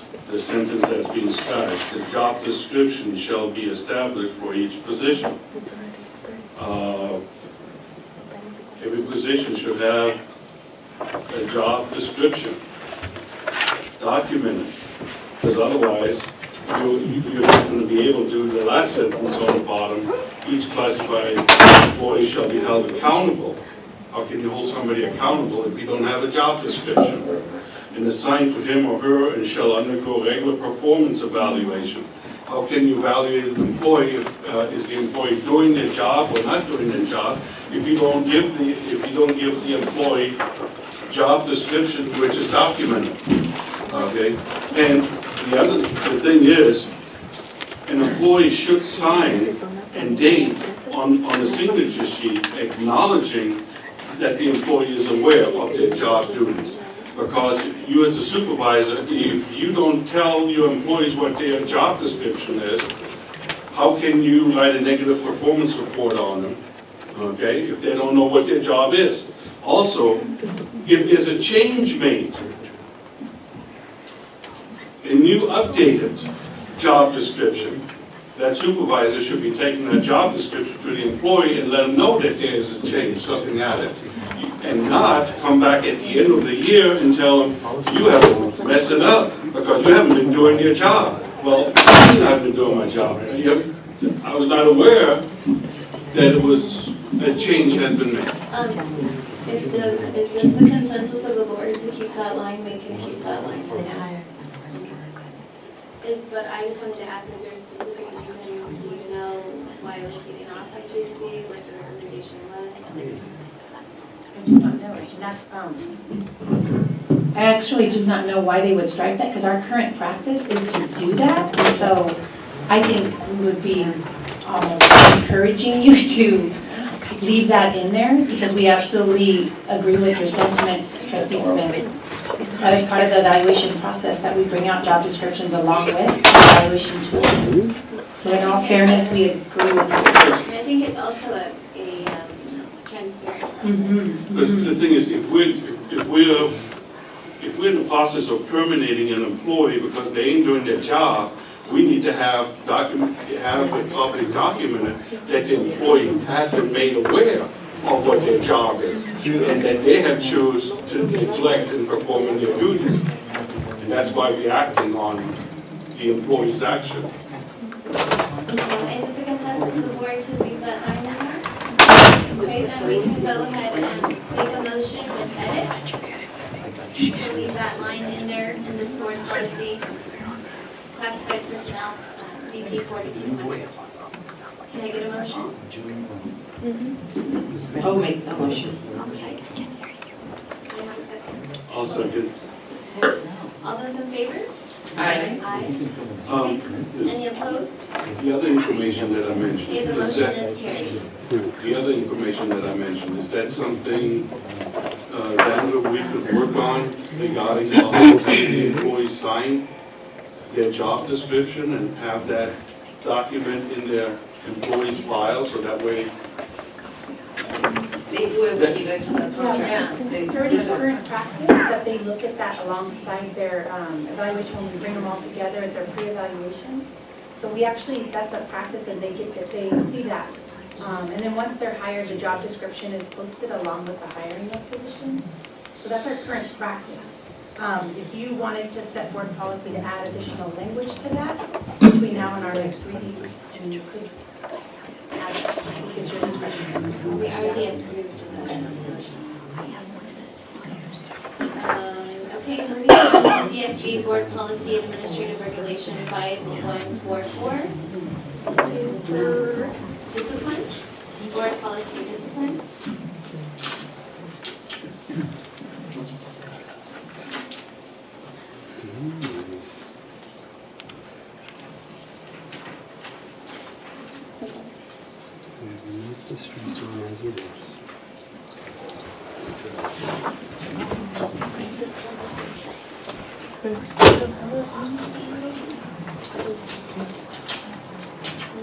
So with this one, the only question I have to consider is, in the paragraph, where it says, except when otherwise permitted by law, students may be suspended or expelled only when his or her behavior is related to a school activity or school attendance occurred within any district, school, or another school district regardless of when it occurs, including but not limited to the following. And it has 4, which is while on school grounds, while going to or coming from school. That's the one I had. It's very vague. Do we know if by law or by this ed code it says by so many feet? It's in the first page, second. BP 5144. So where it's all in blue.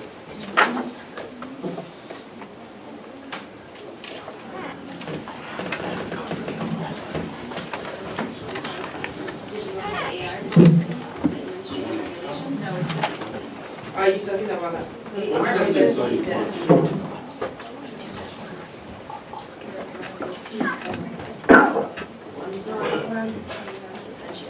We are in 5144. So I opened up the first one. Yeah. The first. Which one, 8? It's BP, yeah. BP, okay. It's the first attachment. Not an AR. Seems like a good idea. In the section that. No problem. I think it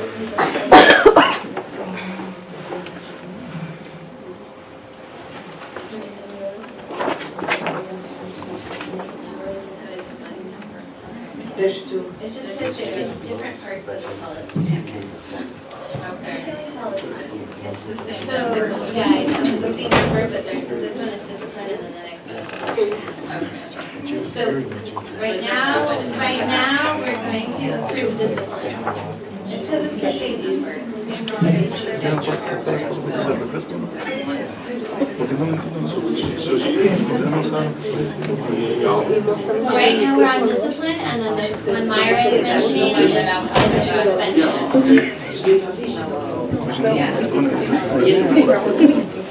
But okay, does anybody have any issues with the discipline portion of the 5? Both of them are disciplined. Which one, AR or BP? BP. Well, we're approving both of them. Yes. So, either or. So which one did you have a question on, Maya? It's not on this one, I'll have to bring it back. The next item. The item she's interested in is 9. Yeah. Right now, we're on item 8. I got you. Well, then, can I get a motion? Make a motion. Can I get a second? Okay. And I can vote for this. All those in favor? Aye. Any opposed? Okay, then that motion is carried, 5144. Okay. Now we'll move on to number 9, 5144.1. So in that one, if you open up the attachment, it's in the third paragraph, which is all in blue, and it's all new. Where I had the question on was in point number 2, where it says while going to or coming from school.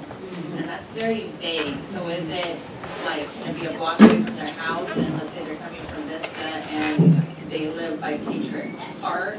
Is that considered, so I thought that was very vague. Is it the door to the door? It's the door to the door. Okay, That's so I how think it it is. should just be a little bit more specific. And that's ed code says, and it is that, and it's a reasonable amount of time, because our expectation is for students to go straight home from school and come straight to school from their home. But on occasion, they do go about other ways, and so it's that reasonable amount of time and the kinds of things that happen before they get to their home. So, but our responsibility through ed code is door to door. So just for clarity, maybe can we add that, or is that specific in the ed code to be able to add? Okay. Does this also, I have a question about this one as well. Does this also include cyberbullying, things that they're doing? I don't, the language isn't very clear around that. So this one is specifically the suspension of the suspensions, that's what they could be. It has bullying, but Yeah, it has bullying, but we have to see if it comes to. Because that is a suspendable offense. So if it would be, if it was found to be that cause, then they would be within all of the numbers that you see here, the reasonable amount of time getting. Would we be able to research that and see if we could look at language around cyberbullying? Because I know that is a bigger and bigger problem nowadays. Yeah, and I'd really like the board to focus in around that area. So adding some language on cyberbullying if it's not defined clearly. Okay. So we're gonna table this too? Anybody else have consensus? Y si ponemos lo que venimos, ¿no? So then it's consensus for the board to table CSBA board policy and administrative regulations 5144.1. Okay. With that, we will move on to resolution number 1003, agricultural pesticides. So, is there any discussion? Yeah, last Monday, okay, I had this over the weekend, and I had quite a few questions regarding of what's going on here. So I figured I'd go and visit a neighbor over at Vista. You know, the big wine company over there. And I went over there, and they gave me the individual's name, Mr. Gonzalez. That's the guy who's in charge of all the spraying, and you know what? Apparently, he didn't want to talk. Okay, so my experience, people who don't want to talk usually are hiding something for me. Okay, so, but I did have a concern, so I'm for it. I'm for, however, I am concerned about the 2 words that is in here, which is concerning buffer zone. What is the distance of the buffer zone? The reason why I'm concerned is this. The agriculture, they were there first. We moved into their area, okay? How far is that buffer zone from the fence to the classroom? Because we do currently have a preschool and 11 classroom right next to that fence, okay? And the other thing is, what chemicals are they using over there, okay? And that's one of the things that I had requested, and they didn't want to give up that information. So I do have concerns.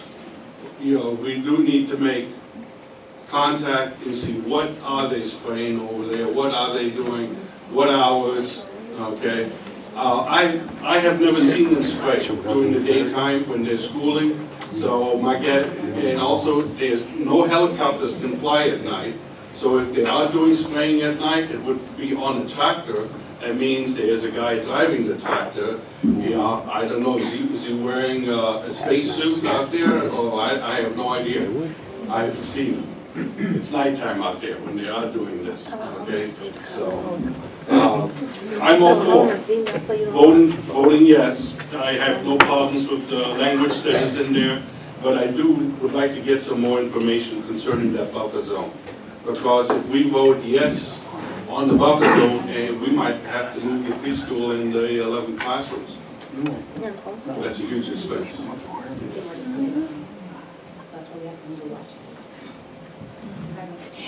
Thank you for your comment. And if we do have to move the classrooms, I got a big old pickup truck. They're all trailers, you know, put some wheels underneath it. So I'd like to respond a little bit because Mr. Nieto and then Ms. Mooneyham and I were at the school facilities conference when we attended a pesticide focus group session, and we learned a lot about the regulations. And so the buffer zone, we were absolutely going to enforce that when we talked to our ag commissioners for Monterey County, because we want to ensure that the harmful chemicals that have been identified by the state of California and the reasons behind the January 1st passing of this is because we do want to protect our children. And so your comment there is, would we have to move classrooms? No, because we're going to ensure that the pesticides and the harmful chemicals that are sprayed on those fields do not affect our children. And so we're going to be going to the Ag Commissioner's office and really advocating for Greenfield, because we grew up, we have our children, our families in this rich agricultural community, and we realize that.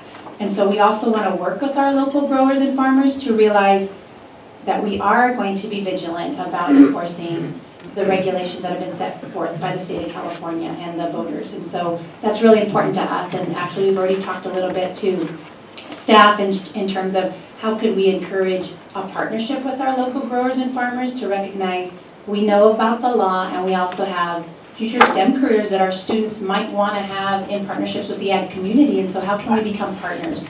They know that this law is passed. They know they have to abide by this law. And the more that they realize we also know that they need to abide by this law, the better we'll all be.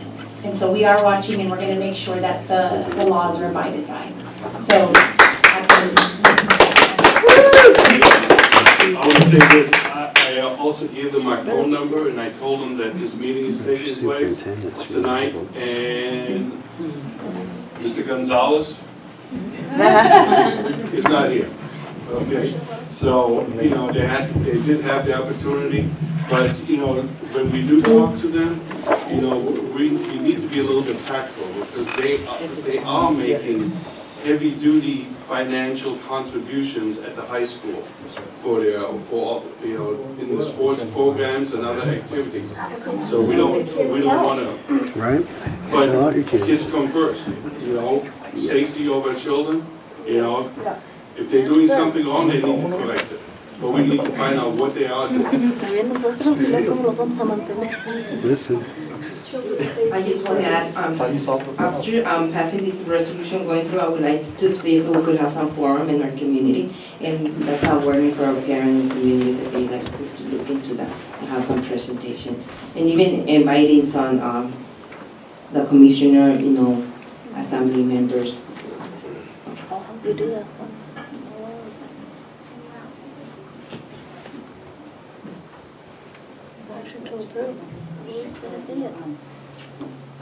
One of the other items that brought forth at the focus group that we attended is we asked for CSBA board policy or any examples, and there wasn't one yet. And so even CSBA at the California State Board Association hasn't put forth a sample yet. We feel that they will, because there'll be folks lobbying for that. And so I just want to commend our board for even entertaining this opportunity for us to pass this, because we would be the first in probably the state of California. We could not find any. And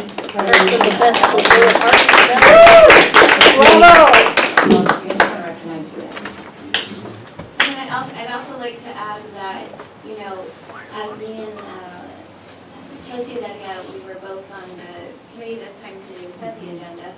And we talked about having those community forums with the farmers and making them partners with that, because this is a resolution, but it's just a statement. It's our position on pesticides, but a position and a piece of paper isn't really gonna do much. So really, this has to be a call to action as a board and to our administrators, that they know this is a focus, this is a priority for us as a district to care for our students and take care of them. So with this, we also are planning to do a kind of action plan, like Trustee Heredia was talking about, doing those public forums, but not only forums, but inviting our partners, because these ag companies are the ones that give our community jobs. And we want to work with them, not against them. We're not here to make enemies or to create, anything like that. We want to work with them. There's safe ways to do this, and there's safe ways to protect our kids and still preserve their crops. So that's what we want to do. We want to come to a resolution where we're all on the same page and we're all here to protect and keep our kids safe. Let's do this. They need to let us know what nights they are spraying. Right, Okay. and that's why we really want to Because- start those partnerships. Because if we know what nights they are spraying, that means we can secure all the toys that are out there in the preschool, and anything that is outside, we can hose down before the kids get there. And I just hope that they're open to us. We're not here, like I said, to make enemies. We want to make partnerships with them to protect their kids. So with that, I think I can call for a motion I so move. and a second. Second. It was unanimous. Okay, all those in favor? Aye. Okay, the motion is carried.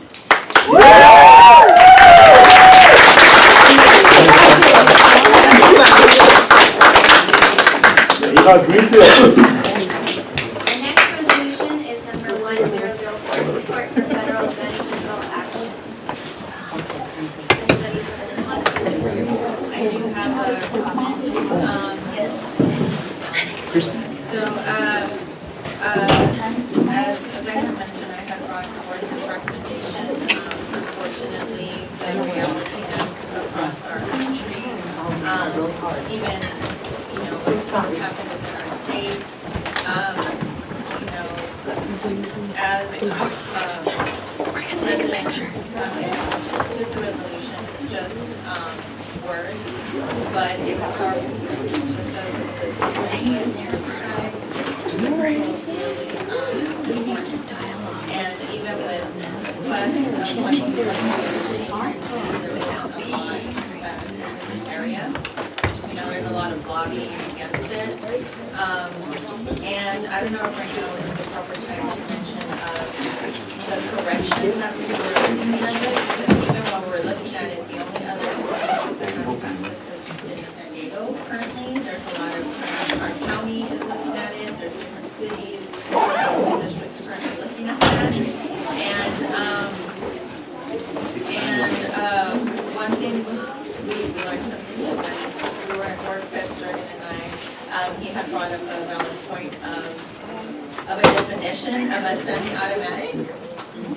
So if you all look, I think a copy was passed through, and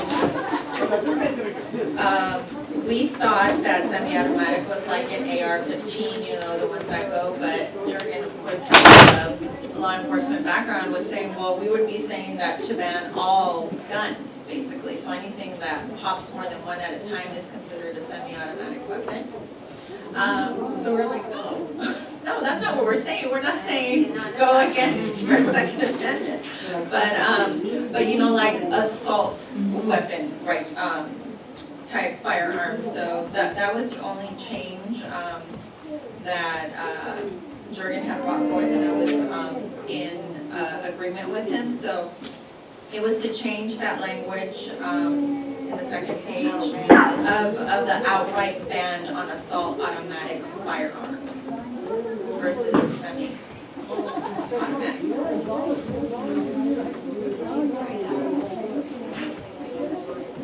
That's the replacement, because it used to say semi-automatic firearms.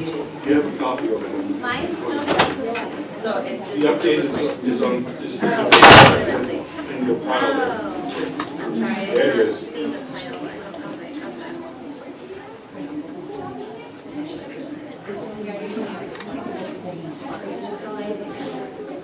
I just wanted to see if you can ask the board if they're in agreement with that.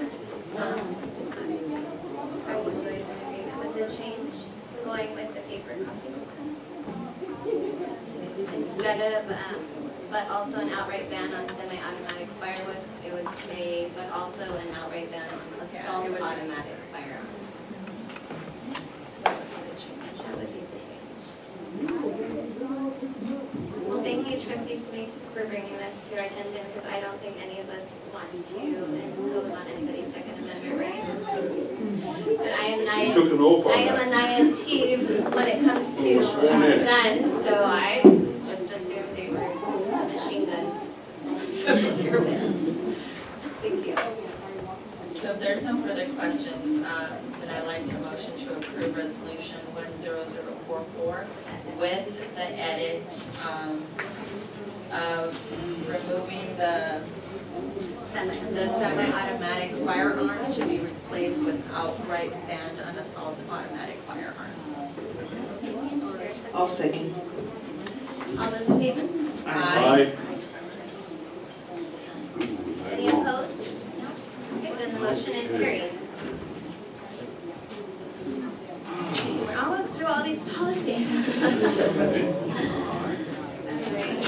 The next item on our agenda is City of Greenfield School Resource Office Agreement. Is there a step analysis?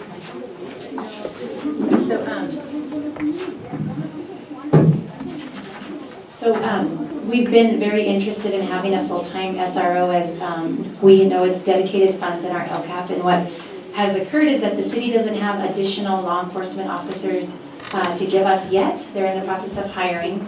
And so what we do have is there is an agreement with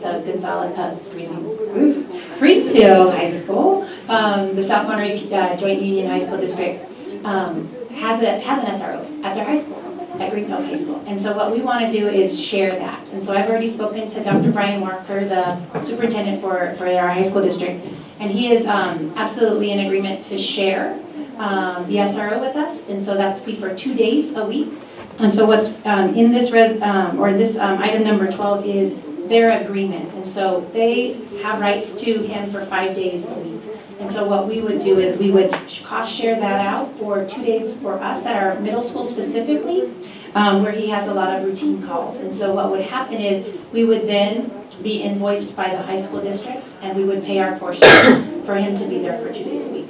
And the reason this is being brought forth to you is because the city of Greenfield wants to ensure that we are going to pay for those 2 days a week. And so this is your review of their existing MOU with the high school, and that we would be paying them for 2 days a week. And so that's what this is. I am in favor of this, okay? It's a good thing. However, it needs to be written down in a document. Our accountant cannot pay, send a check on an agreement on a handshake, okay?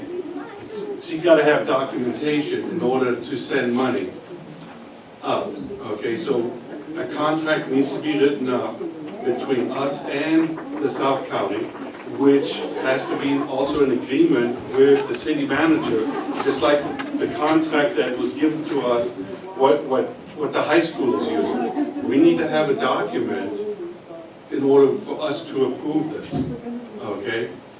This is a contract. It's not our contract. This is their MOU, and we've outlined the amount of funds that would be our portion. I am in agreement with what you're requesting to do. I'm not sure if my fellow board members are in agreement with that. And if we are in agreement, then we need to write up a contract so we can vote yes, so that way checks can be written to the South County, okay? Well, my understanding is this is the contract that we're approving, maybe in that you can. It's not our contract. The contract that you have before you is actually a contract with the city and the high school. So Of the high their school. contract is for 5 days South a County. week. South Monterey County is offering us 2 days of those 5 for a maximum amount of $8,000 for the rest of this year. What we can do is approve that if you stipulate specifically for not to exceed an $8,000 amount. We can provide an internal. But we have nothing We in can provide writing. an internal contract that we have on our side for them to sign, and then we can let you know on a Friday update that it's been signed. We have to have a document in front of us to approve, okay? Because we're not the South County High School District. That's what this document is, okay? It's a good thing, I'm all for it, okay? It's just that we need to write it up, so that way we have it in writing. Otherwise, the chief is not going to send us the officer over, because there's nothing written down, okay? Do we have time That would be like us. table this, or if we want to Well, start? my only point with this is that they're under contract with South Monterey County for the rest of this year. So South Monterey County and us would have to do that deal, not the city. Right, yeah. Not the city. But also the city needs to be made aware of it so that way the officer knows it's okay for me to come over here to the elementary school and the Vista school. Because the officer works for the police department and the high school. Okay? Just for It would be like us sending the company that's building our school over to King City, okay, without a contract.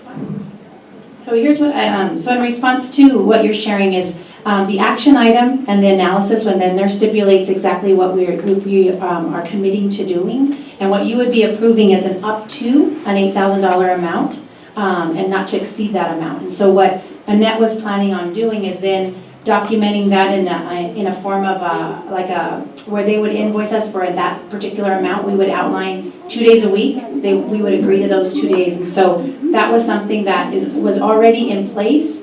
And so right now what's happened is that pending your approval, he cannot come to Vista until we get approval from you. And so right now he only comes to Vista on particular calls. So he's not able to spend 2 days a week with us. If we dial 911, you're going to get more than just one officer. Yeah, so our recommendation, we did. So our recommendation to you is to approve this action item tonight, and then allow Annette to create what the invoice would be coming from them, and work with the high school who's already agreed to honor this commitment, and then show you what that looks like. Because it's a matter of the invoice from them to us for that up to amount, and it would only be 2 days a week between now and the end of the school year, which would be June 7th. If you prefer to table the item, then that would only delay him working with the 2 days a week over at Vista, and times of the essence with him building those positive relationships with students. But we will absolutely go by your direction. If you prefer to table it and us not have him there for 2 days yet until that is happening, we will absolutely do that. If you choose to approve it tonight, pending us bringing you documentation of how we're going to work with them on that invoice, then we can move forward and bring you that. Does that make you feel comfortable? Okay, I just wanted to bring to the attention that we cannot send any money over there unless we have it Well, they were going to invoice us.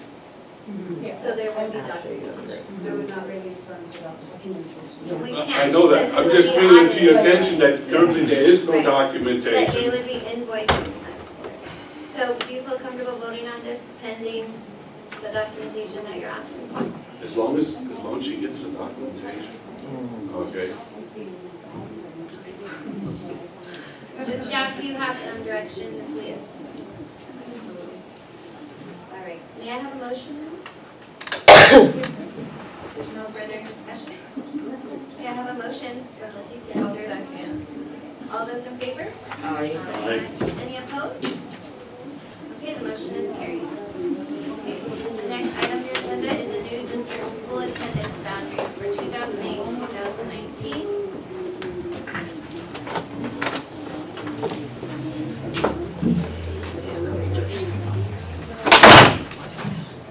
Good evening, board members. Superintendent Galvan. We do have a few items to show you. We have been working on the district boundary changes for about 8 months now. But we've been thinking about it ever since we started designing the new school. So the first thing that you have to understand is the final,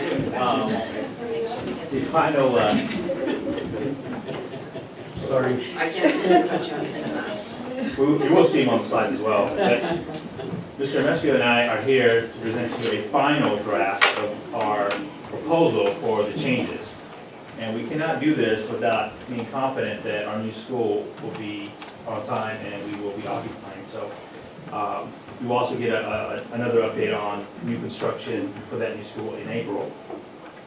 And then also we'll be extending invitations to see if you want to tour the construction site. Of course, you have to wear hard hats and all that. To the side so the public can see. I don't even know if anybody left even cares, but maybe, yeah, so that they can see and then we can look over here. I already know it by memory. I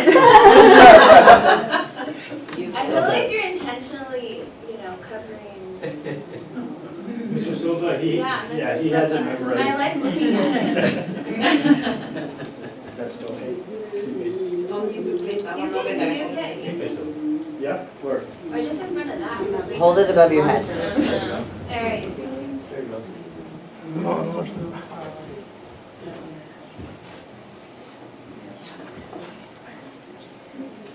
So in our information analysis and our endeavors to create a new district boundary map, we did hold a couple of community meetings and they were well attended. We had lots of feedback. It went really well. We had some feedback that we'll show you in a little while here. But the first, let's go back to last September. We did show you our current map, and you can see that the colors are pretty much mixed, and that has a lot to do with inter-districts and other items. But you can see that we're transporting and we're moving students from all sides of the community into other areas. And there are intact some existing boundary maps that we really did work following. So last September as well, in 2017, we did project to you what they might look like. And this is what we were thinking that it would probably shape out to be. And this, of course, is going to be 1st to 6th grade. So now you see that our finalized district boundary map is pretty much the same as what we were thinking. We took a lot of items into consideration, and one of those being future plans of expansion, and what happens if our community suddenly grows in leaps and bounds, and we would need to be ready for that as well. So now Tony's going to share a little bit about what those boundaries, where they ended up at. So it was kind of tricky. We wanted to make it nice and simple and just, here's a simple square, here's a simple square, but the way things work, it's not that easy. So this right here is our Oak Avenue boundary that we were able to put together with the numbers kind of adding up and making sense with all the other ones. So as you guys can see, this is Oak Avenue. What we tried to do is cut off, make the lines as straight as we could. Here, our cul-de-sacs, the only way they can get out is through Oak. We come down, little tricky here, on the big map you can see where this is the last house on this row on 12th Street. So there's little things like that that we had to make sure that we drew out and we thought about, what's going to be easy where it's not on one kid's going to one school that lives on one side of the street, the other kid's going to one school that lives on the other side. So for Oak Avenue, it was a little bit easier out because they do come in. So as you can tell here, there's more houses, but we widened them out because of the entrance. So we'll touch on those. We'll not touch on those next. So our projection for Oak is 739.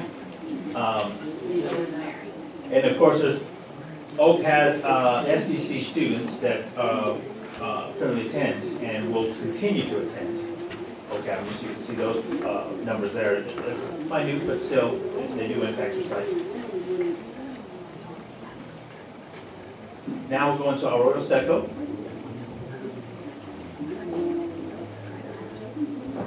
So the whited out area, let me see where we're at here. All these, as you can tell, was a little tricky because it's not just one street in and out. So for example, here the cutoff is 10th Street. And so what we did is the line, you can kind of see them here. This is 10th Street going on here, this is Primavera, they actually come on this side. So we had to make the lines to make sense because there's apartment complexes there. If we do one line in front of it, it's an easy 50-60 swing to one side or the other. So we tried making it so it's nice and clean for the parents, and Arroyo Seco and Mary Chapa, it's gonna be a tricky one when it comes to, oh, my kid was at Mary Chapa, now he has to go all the way to East. But because of the lines and everything, this is what made sense and was reasonable for Arroyo Seco. Okay, on that map there, it is different than over here. Where they're building that new housing area, that's going to be at the Arroyo Seco, right? Yeah. Because you got that line goes, the field is. These lines are the city limits of the old map, of the map we put in there. Okay. We didn't draw any lines here, so that's, yeah, that's gonna be, this is what it's gonna be. Okay. Yeah, there's nothing there to see, so yeah, it would be here. Good. Those are those 60 units. Okay, so projection for enrollment for Arroyo Seco 658, and we did this perfectly because we wanted to make sure that future growth for that area, the 60 units that you mentioned, that is will impact it soon. So we want to make sure that we don't tweak these boundaries any more than we have to, and we want to hold these hopefully for the next 5 years. That's what we're hoping, unless we have to go to another school, that sort of thing. So 658 for Arroyo Seco, and as you know, the Arroyo Seco is, the capacity would be 750, right around there. So we're keeping it lower, and we're doing that for a reason. And so Mary Chapa was, that was a little hard to see because the side is one to keep it big off of this in the middle.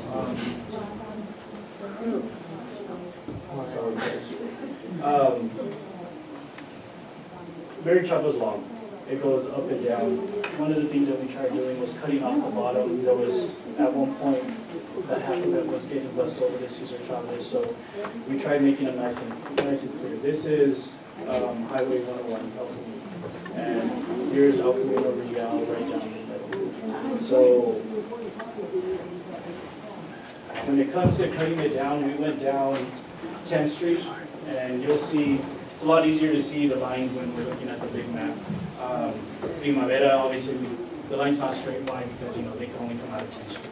We go down, and here we're cutting it down at Oak, cutting across, I believe this one is Maple. And it got a little tricky there because of the numbers. But for the most part, it's nice and clear. It's one block. You're not having one side of the street going to one school.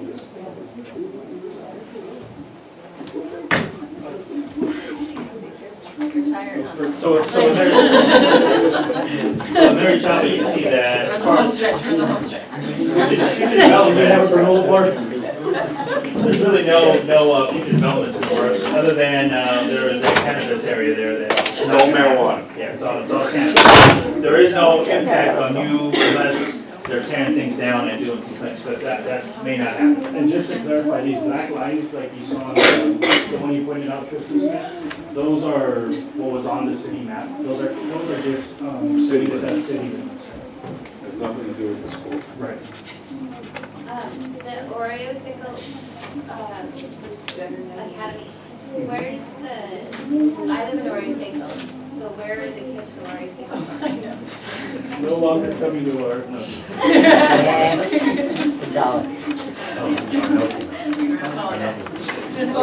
So yes, that is a great question, President Captain. We had a note I in didn't have a this baby, year. so, you know, as somebody gave away my secret. That's true. Congratulations, by the way. Nobody knew, but. So, the outer limits, outside the city limits, will all attend, all the students from outside the city limits, including Oroseco, will attend the new school. Oroseco? So, Oroseco will be going to Oroseco. Well, that just makes sense. So that's helped. So even over by Cesar Chavez, any students that live in that area will be bused over to the new school. Now, I have a question. Wait, repeat that again? So, any student that's outside the city limits, which would be anything, you see all the, our district, any lines, the red lines, the yellow, So, yeah, so the bus route will still continue there. it'd be anyone outside those lines, any students, pardon me, would be bused over to the new school. Okay. So every child outside the city Outside the limits city is limits. going to see, not just the Oroseco kids, but also the kids that live out on the farms Yes, and. all those ones, yes. They're all. So are we still having the same amount, maybe this is an answer you'll have to give later, but I'm thinking about transportation. Are we still gonna have similar amount of bus routes or, We, right now, we're anticipating we have less. okay, good. Less. That's what's, it's working out. And we'll know that more once, we got right into that, once it is. So Mary Chapa, of course, the number we had hoped to bring that number down more, but I think everyone's aware that we have TK, and then we have SDC at that side as well, so it's $7.99, it's 100 kids or 100 students less than what it is now, or maybe a little more than 100. But at least we know that it's not gonna grow, and please keep in mind that we're projecting 100 kindergartens registration, 100 new kindergartens per site. So if they come in lower than that, then that means the numbers will be lower. So, Superintendent Zander? Yes. I'm under the impression at each school, there's going to be 4 classes for each grade? It depends on the average. Once those numbers, we're looking at the numbers, and when we're looking at the numbers, it's on average, we would say about 4. Some grade levels might have 5, others might have 3, but it just varies on that. We have to stay within, under the staffing ratio. That's in our teachers' contracts. We want to stay below that, and so we're looking at the numbers and dividing equally to get them as close as. Some classes may start a little bit lower, but we know that we might anticipate some growth. But on average, we're thinking it's about 4 per grade level. So you're accurate with that. Okay, so if the number at kinder is 100, we're looking at 25 kids in the kinder. Okay, and then you divide it up the way it goes over. Okay. So does that mean TK then will be, we have 60, right? So it's 20 per class. 20. And TK again is projected, so.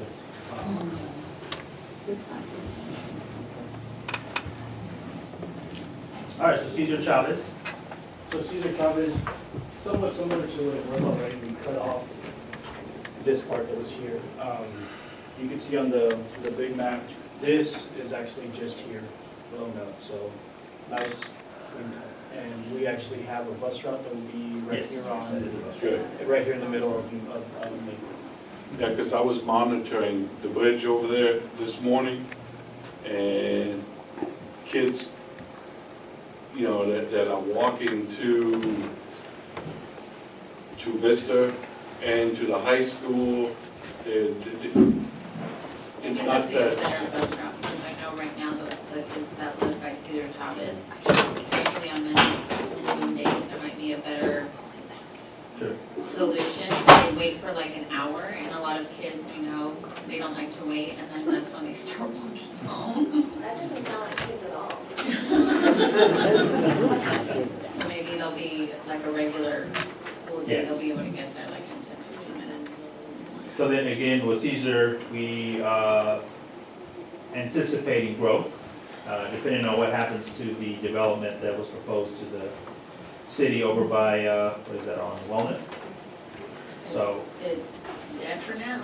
Well, 32, so. So you can see that the numbers, 609 is what we're projecting, so that would help with any type of new development that may come our way. There is, as you know, for future developments at Caesar is I think it's a 4 classroom building, right where the portable classroom is at now. So we could actually implement that if we needed to. How many kids does that school fit right now? There's 768. Does that include the preschool class from the county? No. No, that doesn't count those numbers. No, there's only 3 kinder classes. Because they use 2 other classes for like. So what that means is we'll have extra classrooms. And Vista, how long is going to be Vista? 800, a little bit above 800. Below 800 or? Or no, I'm sorry, a little above 800. Like 850? And 800, so that's gonna be, no, 800. I have a question about Oak Avenue.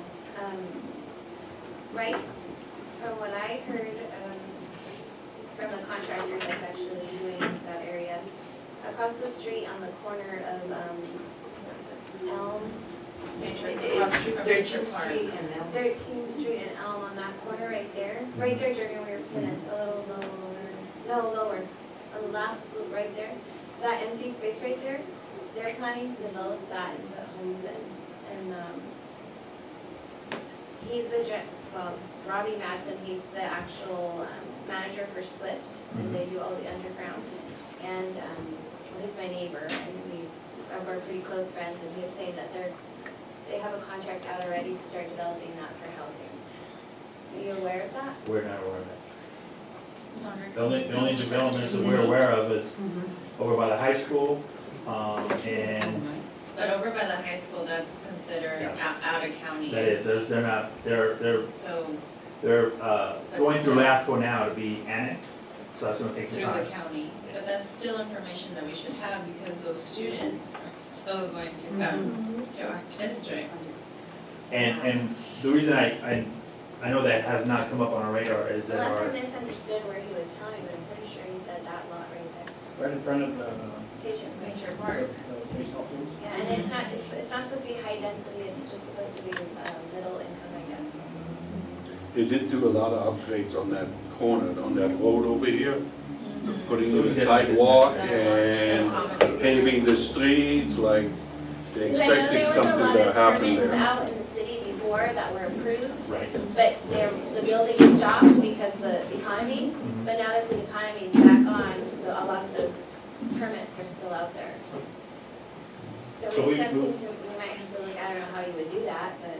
Well, We'd probably check City, in I with city guess. manager. It'd be the city, Yeah. yeah, because our consultant that is helping us with getting in line for the state funds approached the city, and the city did not list that project on their radar. I mean, I hope I'm wrong. So, I but we'll get more hope information. I misunderstood him. I really do. Any other questions? So, so these are the boundaries, and it's great. Thank you for all your guys' hard work and holding the forums to inform parents in our community of what's to come. I know at times there's parents that want to do like interdistrict transfers and so forth, or even or they do late registration, whether it's they're moving into our community or not. I know one of the big frustrations that I have heard is even though they're boundaried to a certain school, they might be at capacity, or because they do interdistrict and they have lower numbers at another school. Do we have a plan on how we're going to handle that? Because it does say, like even in the paper, like just because you're bound to this school, it doesn't necessarily mean that you'll be coming here if it's like to capacity. How are we going to, I hope that there's a plan in place to make sure that those devil in the details So are great, taken care of. yeah, great question. And actually, we have actually 4 categories of transfers that we're evaluating right now. One of them is the inters, right? So that kids that are leaving our district, going elsewhere. And as we evaluate those annually, we need to determine if that will impact the boundaries as well, whether we continue them. The other ones are the intras that you talked about, so we're evaluating those right now, and we're looking at students that go from one school to the other within our district. It's very important that we consider those because these numbers are actually where they live, not any of the intras that are in process now. So we're having a conversation right now with our school principals. Laura, myself, Annette, Tina, the HR department are all kind of talking through that and what the impact will be to both staffing and then sites. The other one is exactly what you mentioned, the displaced students. And that we find oftentimes occurs because we're over in kindergarten at one site or second grade at another site. And so we're looking at the displaced students and seeing right now they are being counted in these numbers, the displaced ones. And so we're hoping that those can go back to their boundary school as we start this structure over. And then the final one was the enters into our district.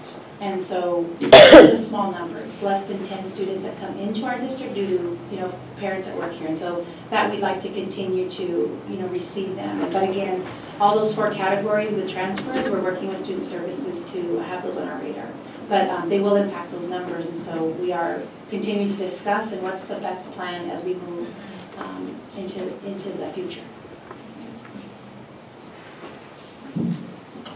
So then one more note on Oak is that we want to plan, if we needed to add, that's not our plan, our goal, but if we need to add a couple portables in our realignment of the portables, we will add spaces so that if we need a small future growth, they will be there.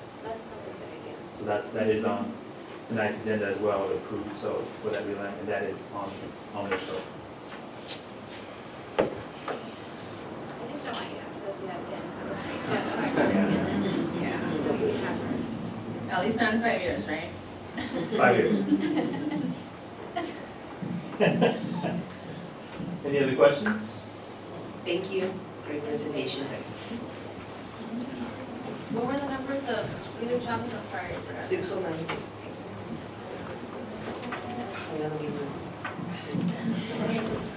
So this is an action item, so we will need a motion to approve the boundaries for the 2008-2009 school year. I motion to approve. I'll second. Third and second. All right, all those in favor? Aye. Any opposed? Okay, the next agenda item is the cancellation of March 22nd regular board meeting. I feel like after this one, we probably should cancel it. Is there any discussion? This, of course, is, as we spoke earlier, for us to be able to attend the CSBA-sponsored Monterey County event. I'm fine with that. I was probably going to miss the board meeting anyways. That's going to be in Sacramento, so. And then just to remind everybody to please register your name with Lynette if you would like to attend this dinner. Okay. So can I get a motion? I'll motion to cancel the March 22nd regular board meeting. All those in favor? Aye. Any opposed? I know staff's happy. We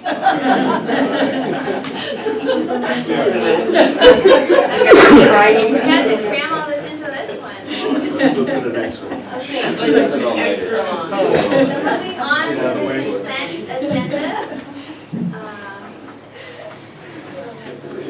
The board will be asked to consider and approve all the following items by a single vote unless any member of the board or staff asks that an item be removed from the consent agenda and considered and discussed separately. Each item on the consent agenda approved by the board shall be deemed to have considered in full and adopted and as recommended. A board member's affirmative vote on a consent agenda is considered as a separate affirmative vote in favor of each item listed.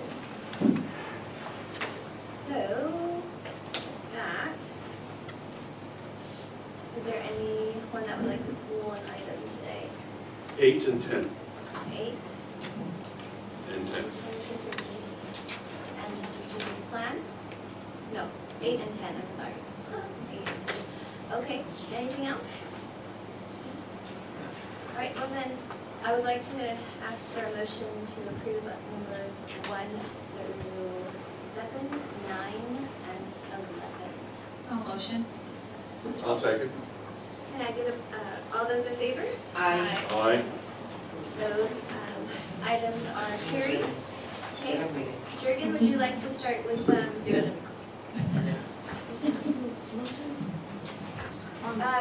I motion, Jurgen, second. Thank you. So, it was 8 and 10, Jurgen, would you like to start with number 8? Yeah.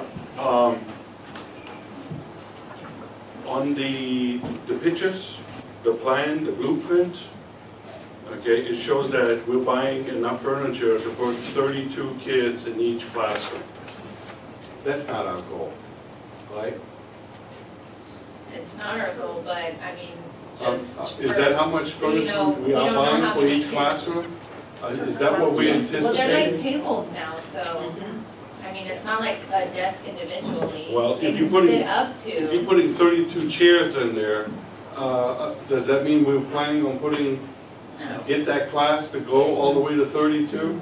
No, and I think you have to consider also, Jurgen, that some of these seats are like in group work. Exactly. So sometimes the kids are in their own, they're sitting at their desks and they're working in groups. You can't, it should be nice not to have to carry your chair over to the group table, like they have to do in my classroom anytime they want to sit in a group. So that's not the plan. We believe in, as we mentioned with you, some of our student ratios in particular classrooms are actually going to be more at 20, 25 as we move forward. Okay. But what we don't want to ever be is in a position where we're missing chairs or tables, and so that's the forethought in all of the furniture, is to make sure that there is sufficient in every classroom. You saw projected enrollment. Right now, we're projected to have empty classrooms. But we still have to buy in bulk and be prepared, because we don't want to have that offset cost later. But our goal is not to fill. I don't want to see 32 toddlers in kinder. No. Can't have 20.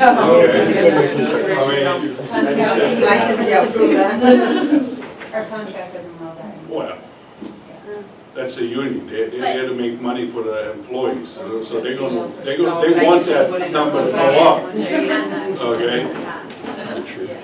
So that conversation was never, as far as Maybe it should be if it goes up to that number, then teachers.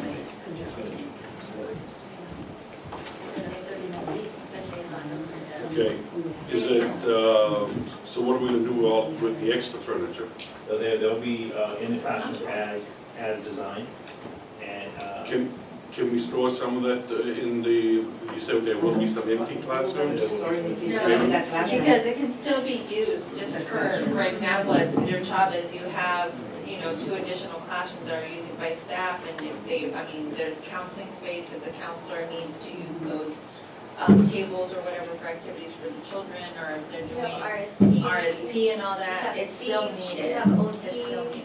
All those.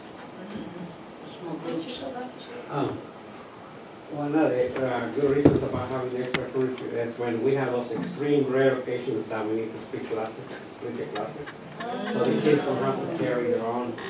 They only carry the books, their essentials that they need to go to the teacher that will teach them that day. But this way we have extra furniture in the classroom already for those kids that will have to Thank you, go Mr. for that That day. brings up a really great point. Are they gonna get this cool rug too or not? I hope so. Like kindergarten.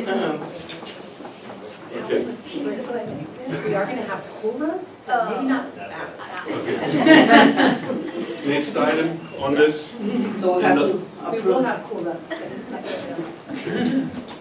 Next item on this, in the library, you got the wrong shelves on this blueprint.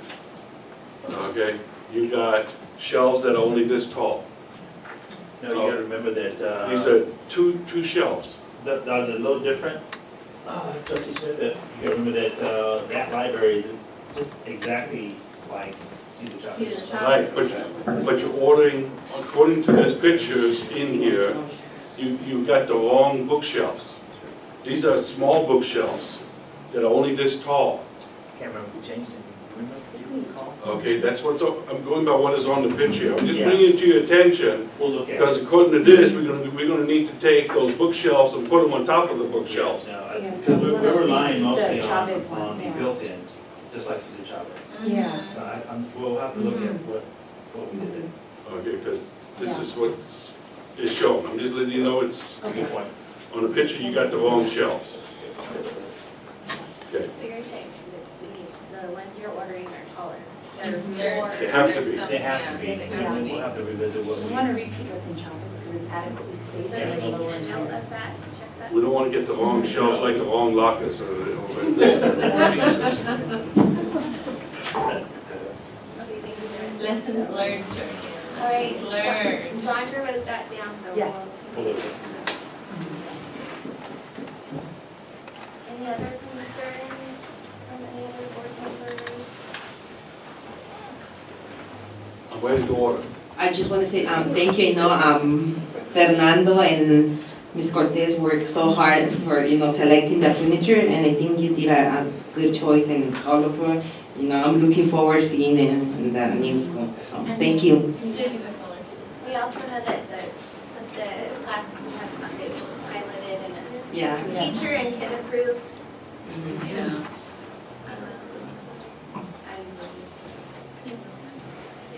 Oh.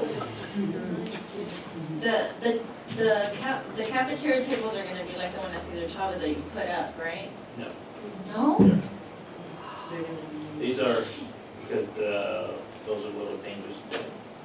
Oh, so now They're not making those anymore. So now Turning they're, the benches. these are the benches. They- Those they turn into turn into- benches? They turn into Yeah. benches. Oh my God. Oh, that's Like, so I didn't even sweet. see. Look, right here. The reason why.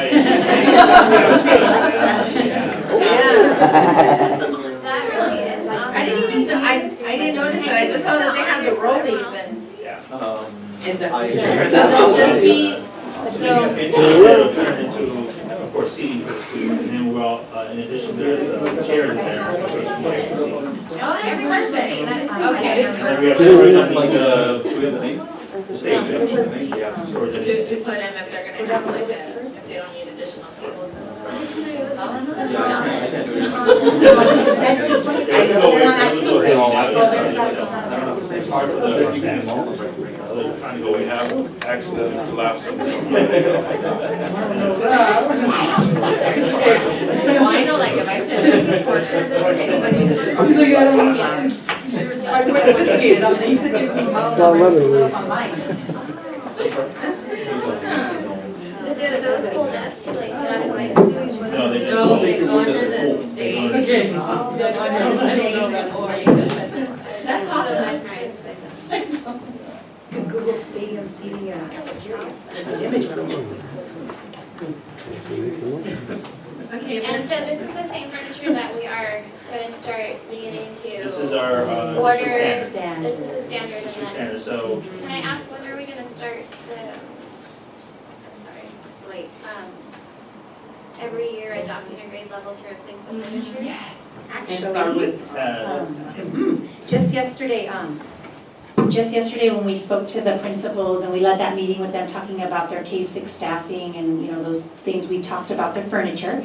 And so right now currently Mary Chapa and Oak have the oldest furniture district-wide. So we're asking them to select 2 grade levels that have the most need at those sites. And so they're going to be coming back to us and we'll be starting to order those right away. And then over at Chavez, even though they have the newest furniture of the 3 elementary sites, we recognize it's 21st century. And we have, our demo site was in a 3rd grade classroom over there, so we'd like, that principal, Ms. Amezcua, has decided to go ahead and do the rest of 3rd grade for 1 grade level. So we recognize the need, and then that's at the minimum as we review, because in LCAP, you already approved the furniture purchases being added there, and so we'll bring that back to you just so you know what they've agreed to, and then we're gonna order as soon as we can. And then add, another thing that Annette's doing with each of our school sites, reflecting and reviewing their budgets for LCAP, and if they don't have plans to expend any of those funds for with the first actions they had, like maybe for the PBIS and they don't need that, then we're gonna ask them to consider adding more furniture to their purchase so that we can buy even more grade levels. Because we know that's going to make our kids really, really happy to have that new modern furniture that you said, guys. And the teachers too, because the desks are included in that too. Well, and the teachers are just happy to have their kids in some furniture. Okay.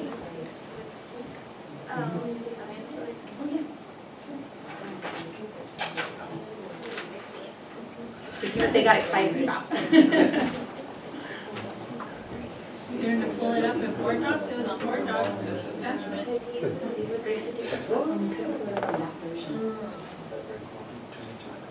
Okay, so are we done with this item? So are we going All motion. I'll second.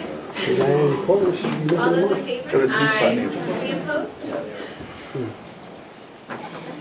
then their motion is carried. Okay, number 10, Mr. Smith. Your question.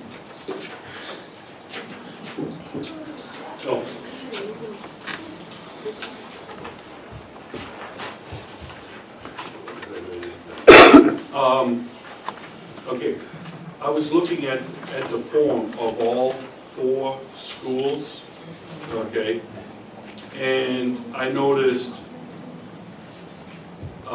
Cesar Chavez has a spot for 4 parents to sign. That's Okay. not those were pulled. Yeah, okay, hang on. But we're not considering those. I know, just give me a second, okay? At Oak Avenue, they have a slot for 3 parents, okay? At Vista Verde, they have a slot for 2 parents. And, what's the other one? Oh, yeah, okay. Now, the other school, the one that I didn't get to yet, which is Mary Chopper, apparently is not communicating with the parents, because they don't have a single slot where they bring in the parents and get their views in, okay? Well, we don't know what's going on, and we're not going to make I'm those just decisions. bringing it to the attention, Well, I'm okay? pretty sure they're aware because Let's we don't vote yes. have the Okay. safety plans in front of us, but we're not gonna be throwing anybody under the bus and assuming that people are not connecting with parents. That's not what we're here to But do. that's the image that it looks Well, like. not, I think we're making assumptions when we say that. Because what I see is what the public sees and the parents see, and, you know. I had something to bring up with Mr. Verde. I like the plan, I like the things in place, but one of the things that's a newer thing that schools are doing now, and I don't know if anybody's heard of these, but it's live shooter drills. Is everybody familiar? An active shooter, sorry, I wrote it down wrong, an active shooter. Is there any plans in the future to perhaps coordinate with the PD and have them come in and do a drill like that? Yeah, well, in our middle school? I've been trying to reach out. Right now, we tended to want to hold one on the 23rd for Oak, on the 23rd of March. Have you looked at the Alice training? We have, but it's a little, the board would have to adopt that first before we even try to attempt to do this. Take a lot of coordination, for example, Will and I would be the trainers, so to speak, and then we have to go out and train the staff. It takes that kind of coordination. But then it's going away from a board policy, which is to shelter in place, wait, and it's going into fight or run. So that we would have to really look into that as a board. The board would have to really entertain that if we want to move in that direction. But currently, our policy is to shelter. It's a lot. So what we can do as a board is review that policy and I have it checked off. we have it checked off for anything. Yeah. You turn it into the deck. I have it. And then we can turn it in. And then But I when we have have been bringing that something we can look into. We can certainly look at it, absolutely. We definitely need to Look do at some that. samples I of have what brought that that up entails. during board prep is Well, I wasn't at your board prep, so I don't know. till next time. Well, I'll bring it up right now is, with the resolution coming up, it's words, but we also have to make sure that our students are safe. We know what happened in North Monterey County, and part of the thing that I was asking our superintendent is, do we have some type of action plan when it comes to, we know everything first comes to parents, unfortunately, through social media. A lot of our students have cell phones, they put everything on Snapchat and so forth, and they had a board meeting tonight, so I think even them my bendición, because I knew they were gonna have a packed house. But, you know, what a lot of parents, from what I heard from a lot of colleagues in that area, is parents are very uninformed, because they'll say, well, why is it that I'm hearing about it in the news and social media, and, you know, the school district hasn't given us a call, now, you know, I can't go in and check on my kid, but they need to understand the protocols before something happens, so that you don't get a frenzy. And that's all parents want to know. They want to make sure, you know, that their children are safe and so forth, but really know the protocol. We know we had a certain issue that came up, and people heard about it first, again, on social media before we could really respond. But that's part of a drill. If something kind of happens, I just want to make sure that we're vigilant and that we do have an action plan. It's part of PR, but of what kids can do. With the Florida shooting, we know that the conversations have been happening. There's some teachers that were talking about it with their students, because their students were bringing it up. But what is it that they tell them? Well, the only thing that we do is lock it down and we shelter in place, and that's it. Yeah, and then my kids were getting two mixed different stories. Exactly. So One teacher was saying that they let them out, because she had training where they let them out and they run away, which I think is the training that you were talking about. And then the other teacher was telling them that no, they lock down and they all get down on the floor, the shelter hold in your place. bug, or whatever the case may be. So I think there's not clear information about exactly what is going to happen if something happens. So I think we definitely need to act on that as a school district and put something in place in our policies. Totally agree. So we will give some information on if this March 23rd drill happens. I'm currently trying to coordinate with the police department. And then we need to change our policies for best practices, then that's what we need to do. And I know I'm just adding to that, kudos to Rosalinda. I think across the street they did it, and they did a really good job, because she communicated with the parents and to the parents, and they did a phone call, and a lot of the parents approached and they asked me, they were happy, because some of the teachers said, oh, we're gonna hide, you know, shelter one of our favorite tables, and they went under the tables. So I think it was a really good turnout. So it was a really good turnout. So they asked me what type of plan that we have for Vista Verde or another school. Yeah, it has to be consistent. So you have to be what they did across the street, and then they said that the teachers would talk to the student what happened. So I think they did a really good coordination, and parents that were aware. And they said, oh, and we were walking, dropping out some lunch for my daughter coming, so we're not allowed to go in, and that's good. So parents, we need to let the parents, there's something going on, we're not allowed to come anybody, even if you're bringing your student, because for the safety of the students, maybe they're coming with them. So that was good for kudos to Rosalinda that she did that. And if I might just add, so Fernando works with all of the sites for those routine drills, and so all of our sites have drills in place for all of the fire, the earthquake, some kind of intruder, so they shelter in place. And so those we have, and kids are practicing that routinely, and they're trying to get better and better and like getting the minutes down. And so that's something that he works with the sites to do. I think the difference is our response. So if we were to do Alice, it is a very different response than we've ever done here in our district. And so we have to really make sure that we fully understand what that means, and then a lot of awareness around it. Because one of the components is, if the intruder is in a position of, you know, vulnerability, we will try to detain him and attack him. And so that's a real different mind shift in what we've done and what staff has been experiencing. And so that's why we're taking a little bit caution in terms of how we move forward. Before, we want us to fully understand all components of Alice before we have our staff doing that. And like, it sounds like even maybe starting a parent and teacher committee and getting their advice, because they're the ones that are going to be in the front line if something happens. And how do they want to respond? How do they best feel comfortable responding? And I think that is probably going to have to be looked at before we can adopt any type of policy. I think that would be good to hold those community forums to get parent input. And again, it's part of, you know, part of the conversation and whatever solution or practice we would have so that they feel comfortable.